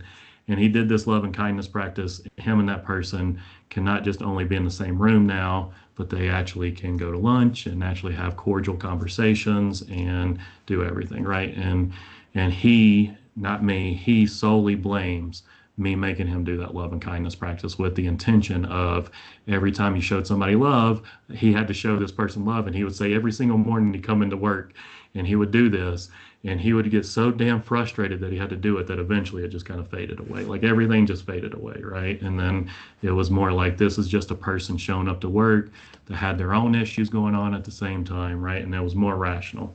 So there's reasons for the love and kindness practice. Again, more kind of personal and things that I've seen. But pick one or the other, but do it for 5 consecutive days. And the reason why I chose 5 consecutive days is there's also research out there that shows if you do 5 minutes a day, do something for 5 minutes a day for 5 days. It's like the rules of fives too, or something like that. And then it can also help neuralistically kind of help plant the seed. It doesn't help you like it does for doing it for longer times, but it helps to plant those seeds. Let's see, any questions about that homework before I talk about the breathing one? Okay. Let me find it. Now let me go to this one. I'll just show this one again real quick.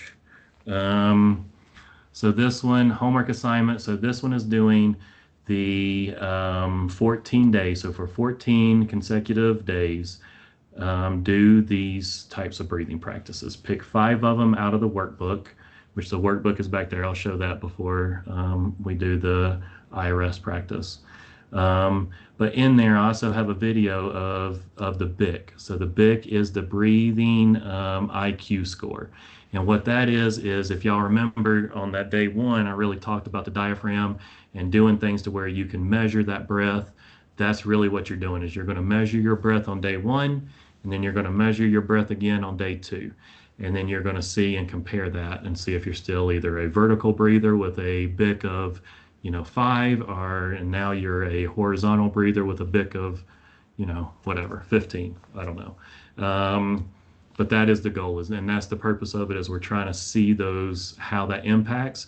But more importantly, we're starting to increase your intercostal spaces so that you can breathe better, which in turn helps you practice yoga better, right? Because then you're going to be able to do these postures better because you're going to be able to breathe into them and other things.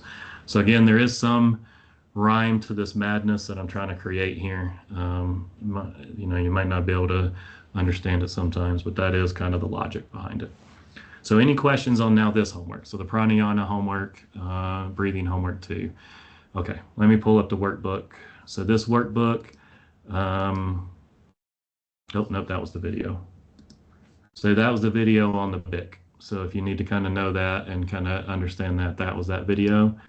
And then this one here is the workbook. And this kind of just breaks everything down.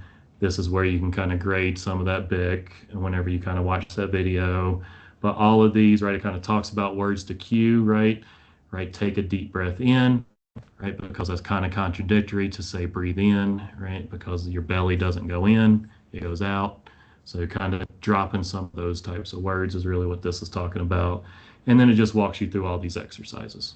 So, and again, you don't have to do all of them. You can pick 5 or so of those exercises and just do them for 14 days. I have this video in here of Stephen.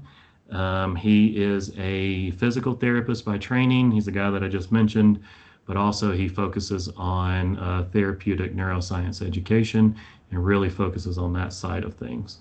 So he actually walks through those exercises. I think he does an explanation of what he's doing at the beginning. Y'all can kind of fast forward that, but it's only like a 10-minute video. So it's really not that time consuming to be able to implement for whenever y'all want to do it. Okay, so any other, or I guess not any other questions, but any questions as far as homework, where to find it for the next time that we get together? And I want to say the next time we get together, because I said I would look that up, you can always find that here on the yoga teacher training flyer. That's at on the administrative documents. So it's the 18th. And then I think we're together at 2 different times on that. And then that is really going to be the day that we're going to start breaking down sequencing, right? And really start to talk about asanas, the movements, right? So now that we've got the breath, we've got the mindfulness, we've got the concentration, now we're going to be talking about movement. And then that's going to start moving the next phase. I think the invites haven't been sent for that day yet, but just be on the lookout for them. I'll have a team and everything. I have them on my calendar. I just got to add you all to it and do the whole 9 yards. All right. Well, if there's nothing else, does anybody else need a few more minutes or anything to get comfortable? Actually, let's take a 5-minute break. Whenever you all come back, you don't need to turn your cameras on. You don't need to do anything. And what I will do is just really start jumping into the iRest practice. And then, like I said, whenever I'm done, then I'm just going to cut the camera off. I'll cut the team meeting. And you all, if you're sleeping, stay asleep. If you're not, whatever, however you want to do it. Yes, Christina. So I'm a little confused on the iRest with some of the questions that it's asking. Yeah. Like the first one, step 1, setting your intention. I'm not really sure, like, my intention for what? For during the meditation? Like, is that what I'm trying to accomplish? I don't know. I mean, if I could have some examples, and then so I'm like, so I would say the intention, an example of that would be, I plan to be completely present for this and not fall asleep, right? Because a big thing with yoga nidra is you fall asleep in them. And naturally, I'll say it doesn't matter if you fall asleep or not. Even the research says it. You can fall asleep, you can not fall asleep. You're still going to get the information. Okay. So I put, remember to return to my breath, to stay in the present. Perfect. I think that would be a perfect one. But then are all the other steps like related to that, or doesn't seem like they are? So this one, could be that you will focus on your breath. I'm just going to abbreviate it.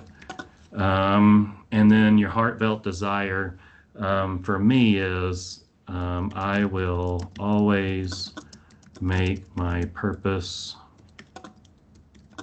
greater than my reward. Right, this has been my kind of mission statement for a very long time, and I always have this on all my documents.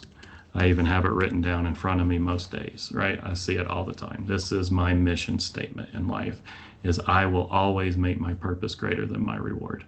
So then that is my heartfelt desire. That's what gets me out of bed. Now, I will say that doesn't necessarily need to be your heartfelt desire of something that gets you out of bed. It could be, I will always make my family a priority, right? It could be something more geared towards that. But this is more of that mission statement of your overarching life, not necessarily this session. This is where you're heading, what you're doing. Did that make sense? Yeah. Okay. And then with your inner resource could be, I don't know, vacation with kids, or hiking with the wife, or whatever. It could really be something that whenever you see it and you visualize it in your mind, then it makes you feel instantly, I shouldn't say instantly better, because it could also depend.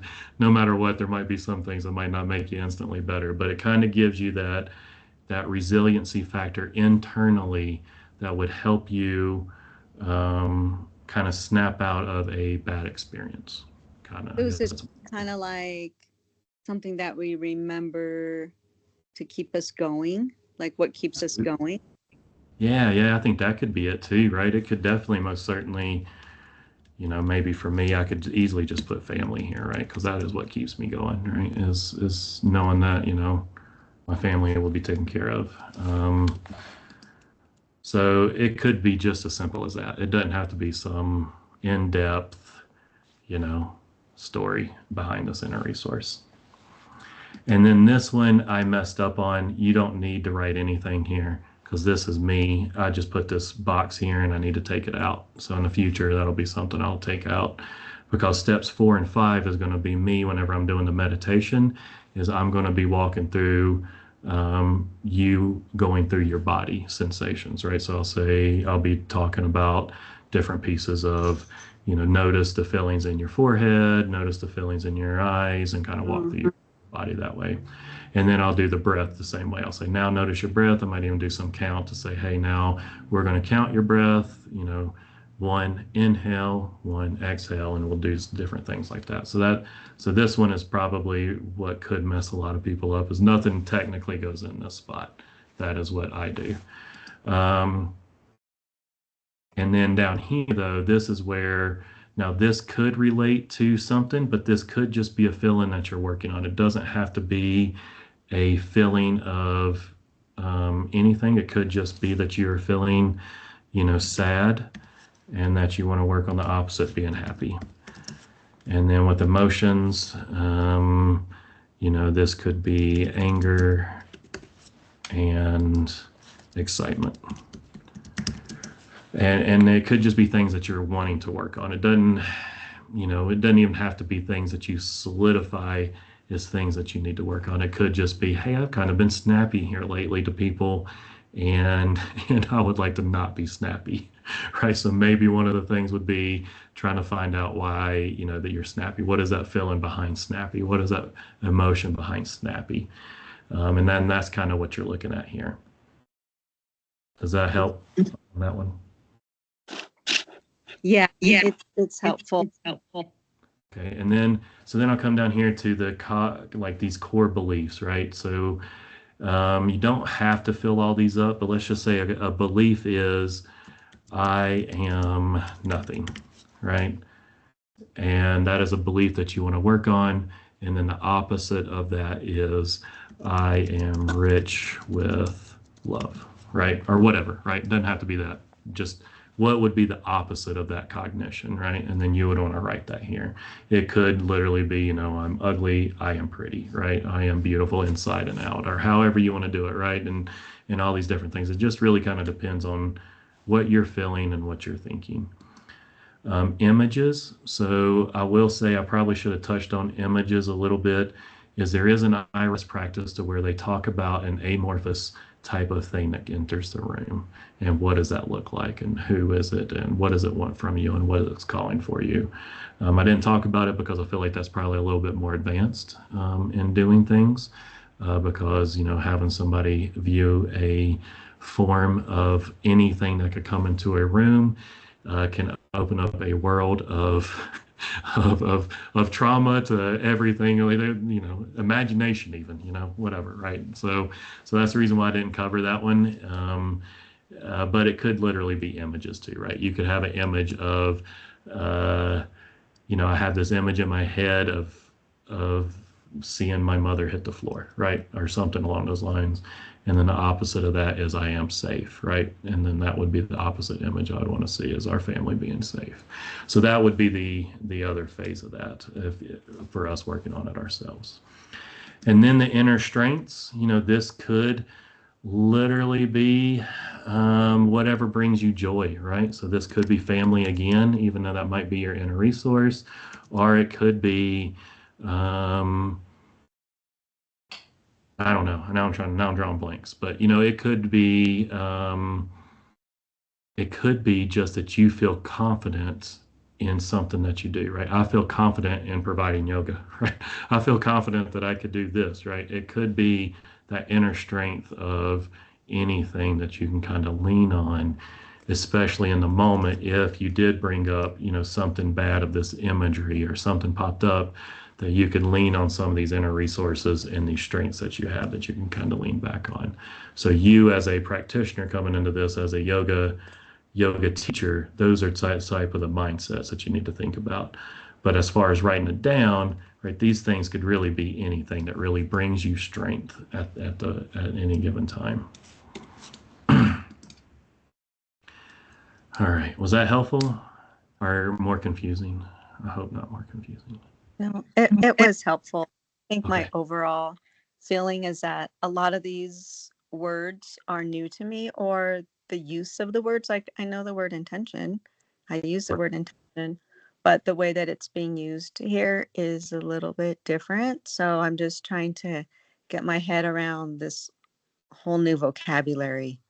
No, And yeah, I mean that's the major barrier.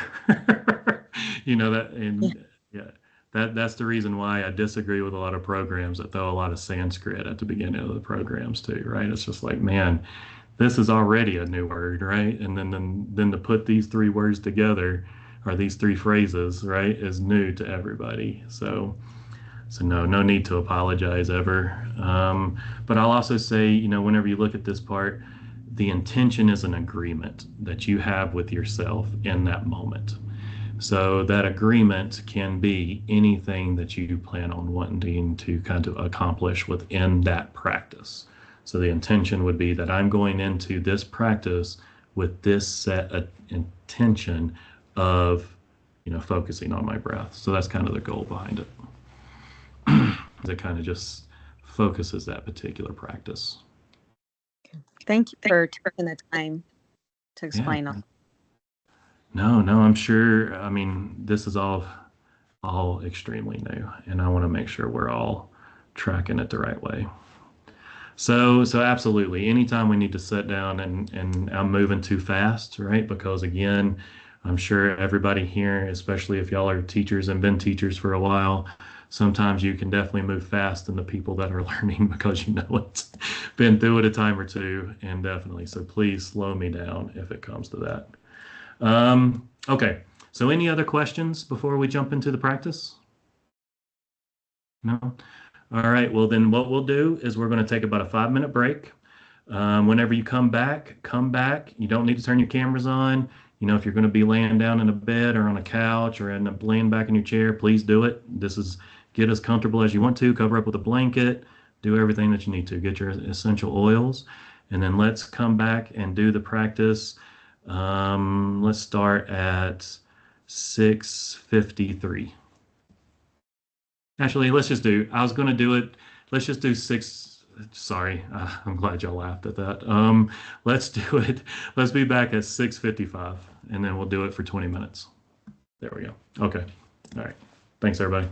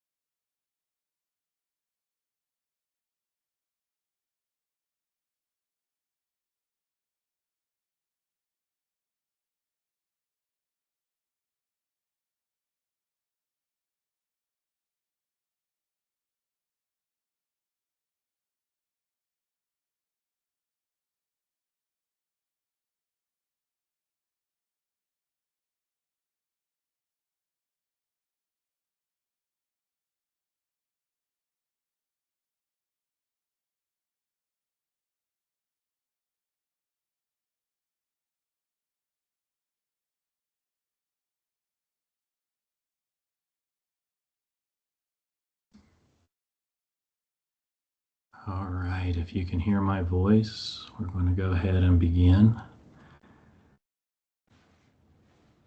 So let's go ahead and begin your practice of Yoga Nidra by adjusting your body so that you can feel completely supported by the surface that your body is resting on.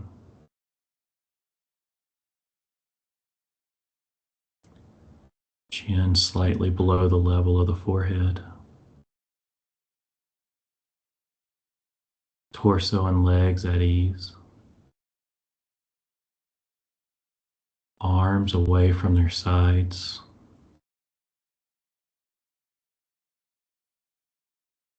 Palms turned downwards or upwards, whatever's comfortable for you.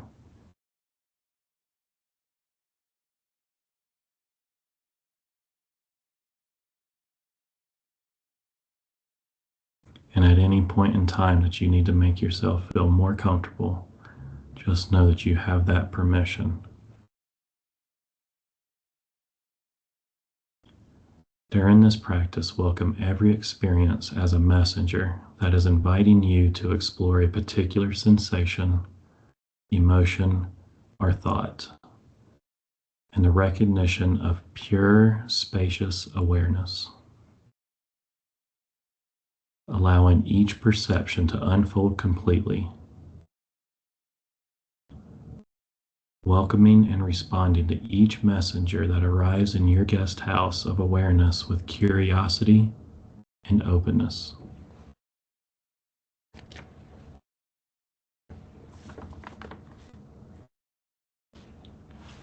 Reflect upon your intention for today's practice. Perhaps to remain awake or alert, or to inquire into a particular emotion, belief, or being, pure joy or pure awareness. Remembering and welcoming your intention for today's practice with your entire body.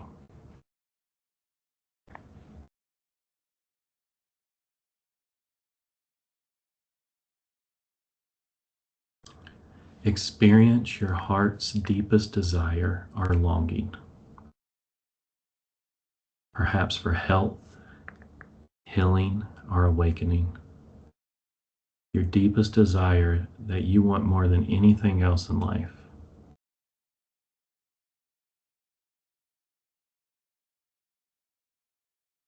Experiencing and affirming your longing as if you are living and experiencing its truth in your entire body right now in this moment.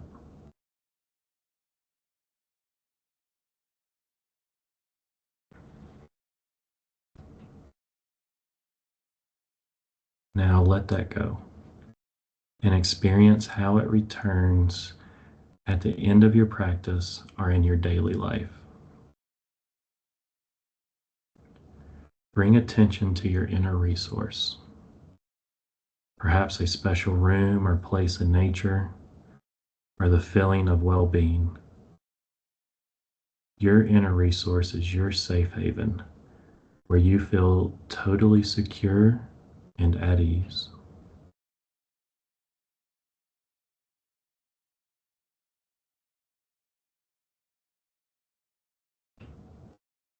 Knowing and affirming that you can return to your inner resource at any time, day or night, and during your practice tonight. Whenever you feel the need to rest, relax, and feel totally secure and at ease.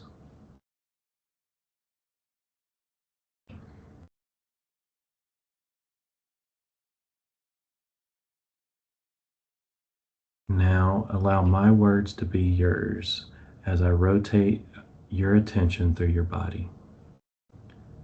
Sensing your mouth as radiant sensation. Sensing both ears simultaneously as radiant sensation. Without thinking, sensing your nose and nostrils.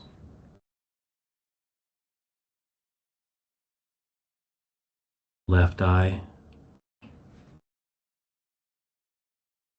right eye.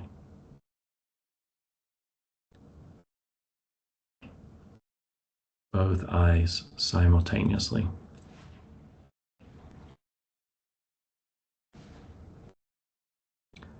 Welcoming sensations in the forehead.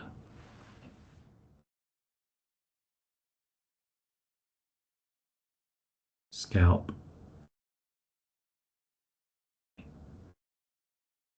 Back of the head.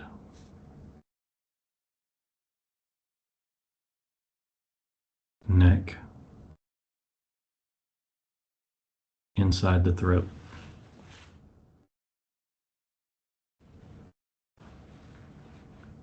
Sensing the left shoulder. Left forearm. Left palm.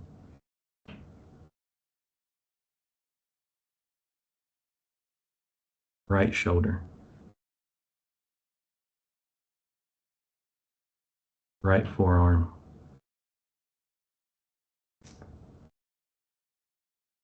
Right palm.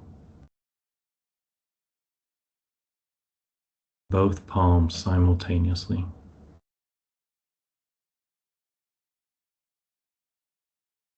Sensing the chest and belly. Upper and lower back. Entire torso as vibrant sensations. Without thinking, simply experiencing. Alert and awake to sensations in the pelvis and the buttocks. Your left hip, thigh, foreleg, and left foot. The right hip, thigh, foreleg, and right foot. Both legs simultaneously.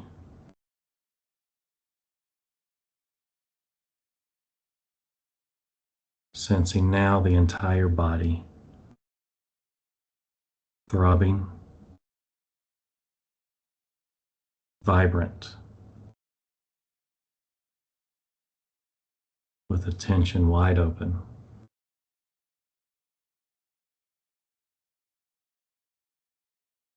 Now experiencing everything that is present and in your awareness.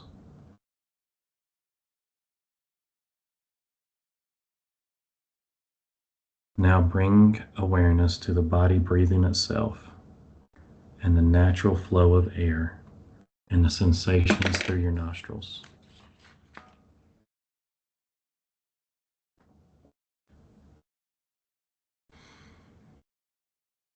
And while noting the body breathing itself, mentally counting down 5 to 1.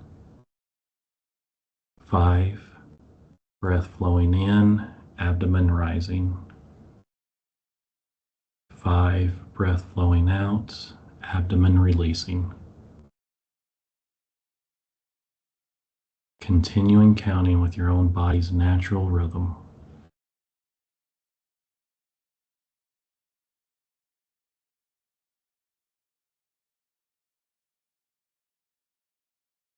Alert, attentive, body breathing itself, sensing and counting 5 to 1.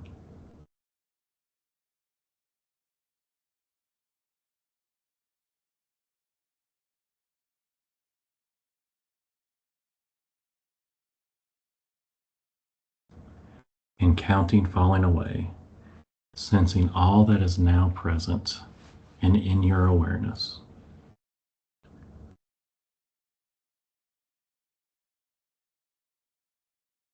Now welcoming feelings that are present, perhaps warmth, heaviness, or relaxation. If it's helpful, locate opposite feelings to what you're experiencing. If warmth, find coolness. If heaviness, find lightness. If relaxation, find tension.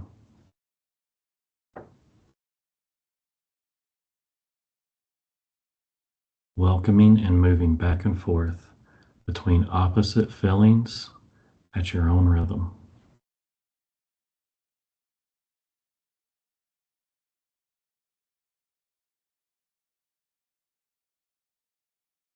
Perhaps even perceiving opposite feelings simultaneously while sensing how this acts on your entire body and mind.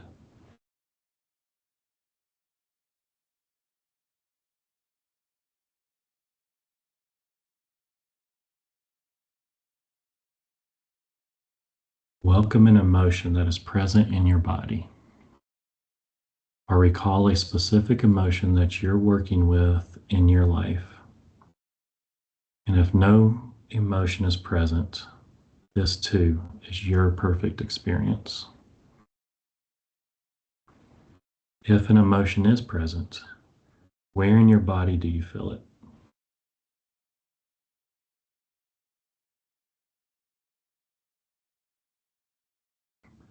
Are there images or thoughts present with this emotion?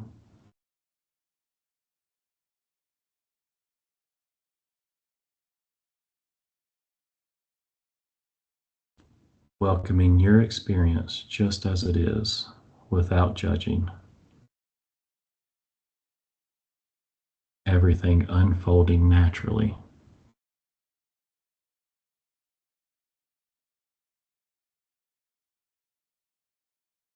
Remembering that you can always return to your safe haven of your inner resource at any moment.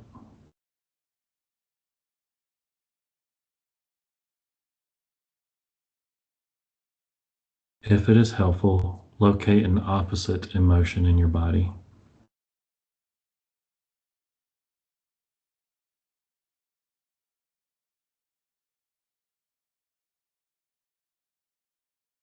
And perhaps moving back and forth between those opposites at your own rhythm.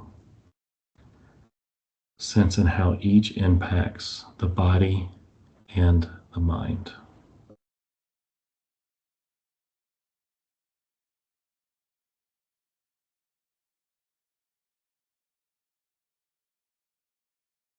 Then experiencing both simultaneously, without analyzing, without judging, just sensing how this acts on the entire body and the entire mind.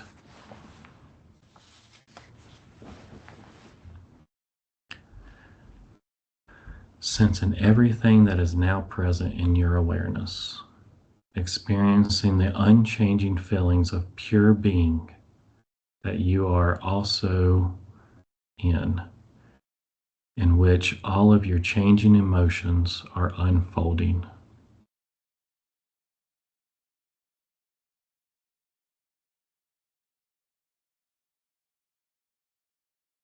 Sense a thought or belief that you take to be true about yourself. And if no belief is present, this too is your perfect experience.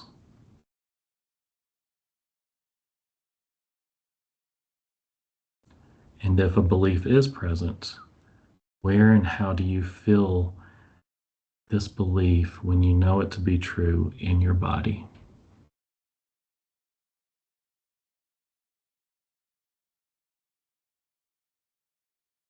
Welcoming your experience just as it is.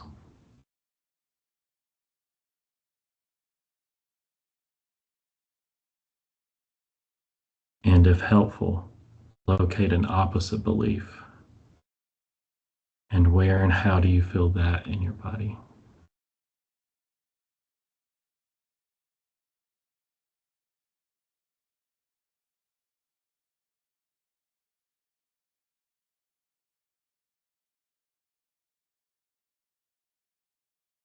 Your experience is perfect just as it is.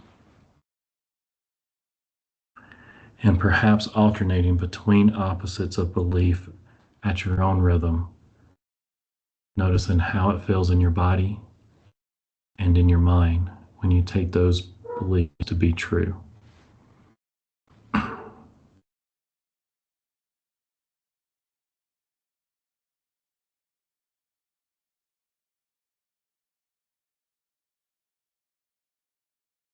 And always remember that you can always lean into your inner resource at any moment.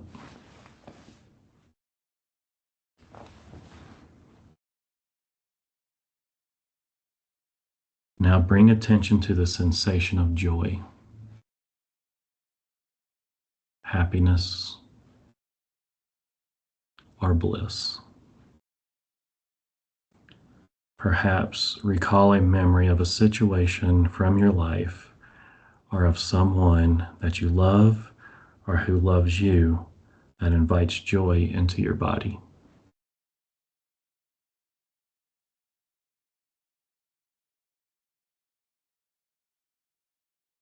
Experience the sensation of an inner smile expanding from your heart throughout your entire body.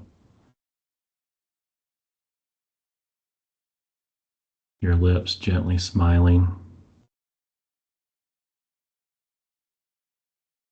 Joy and an inner smile flowing into your torso.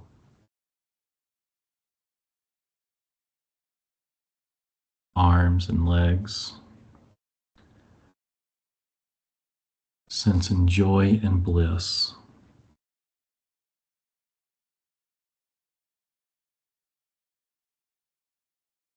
Noticing the sensation radiating through your body.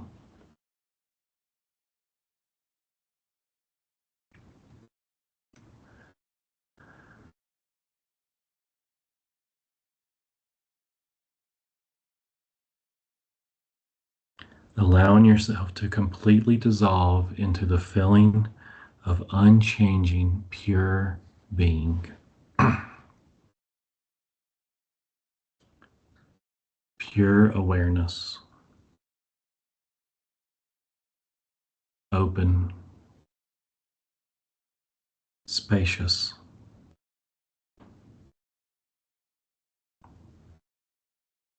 No boundaries.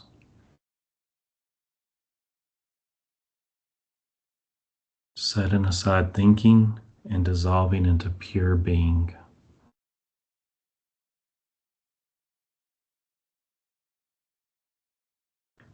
Filling into the center of pure being.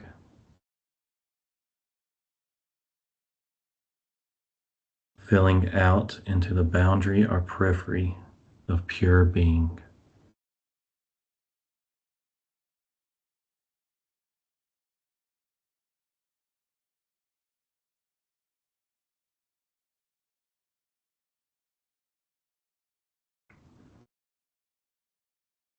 Reflecting now upon the journey that you've taken, sensing the changing perceptions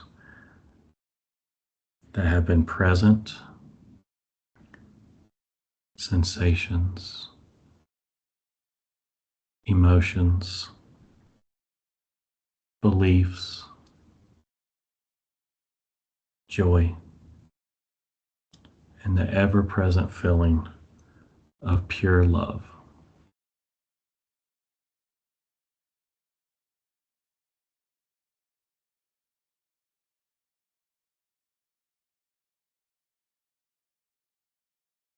Perhaps welcoming and affirming again your deepest heartfelt desire, your northern star.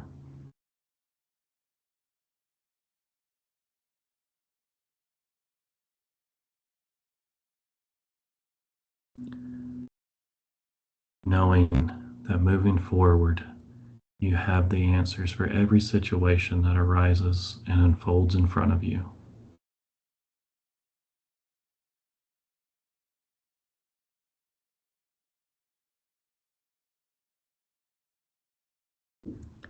Perhaps affirming how the feeling of being pure awareness is always present. The unchanging peace underlying every changing circumstance.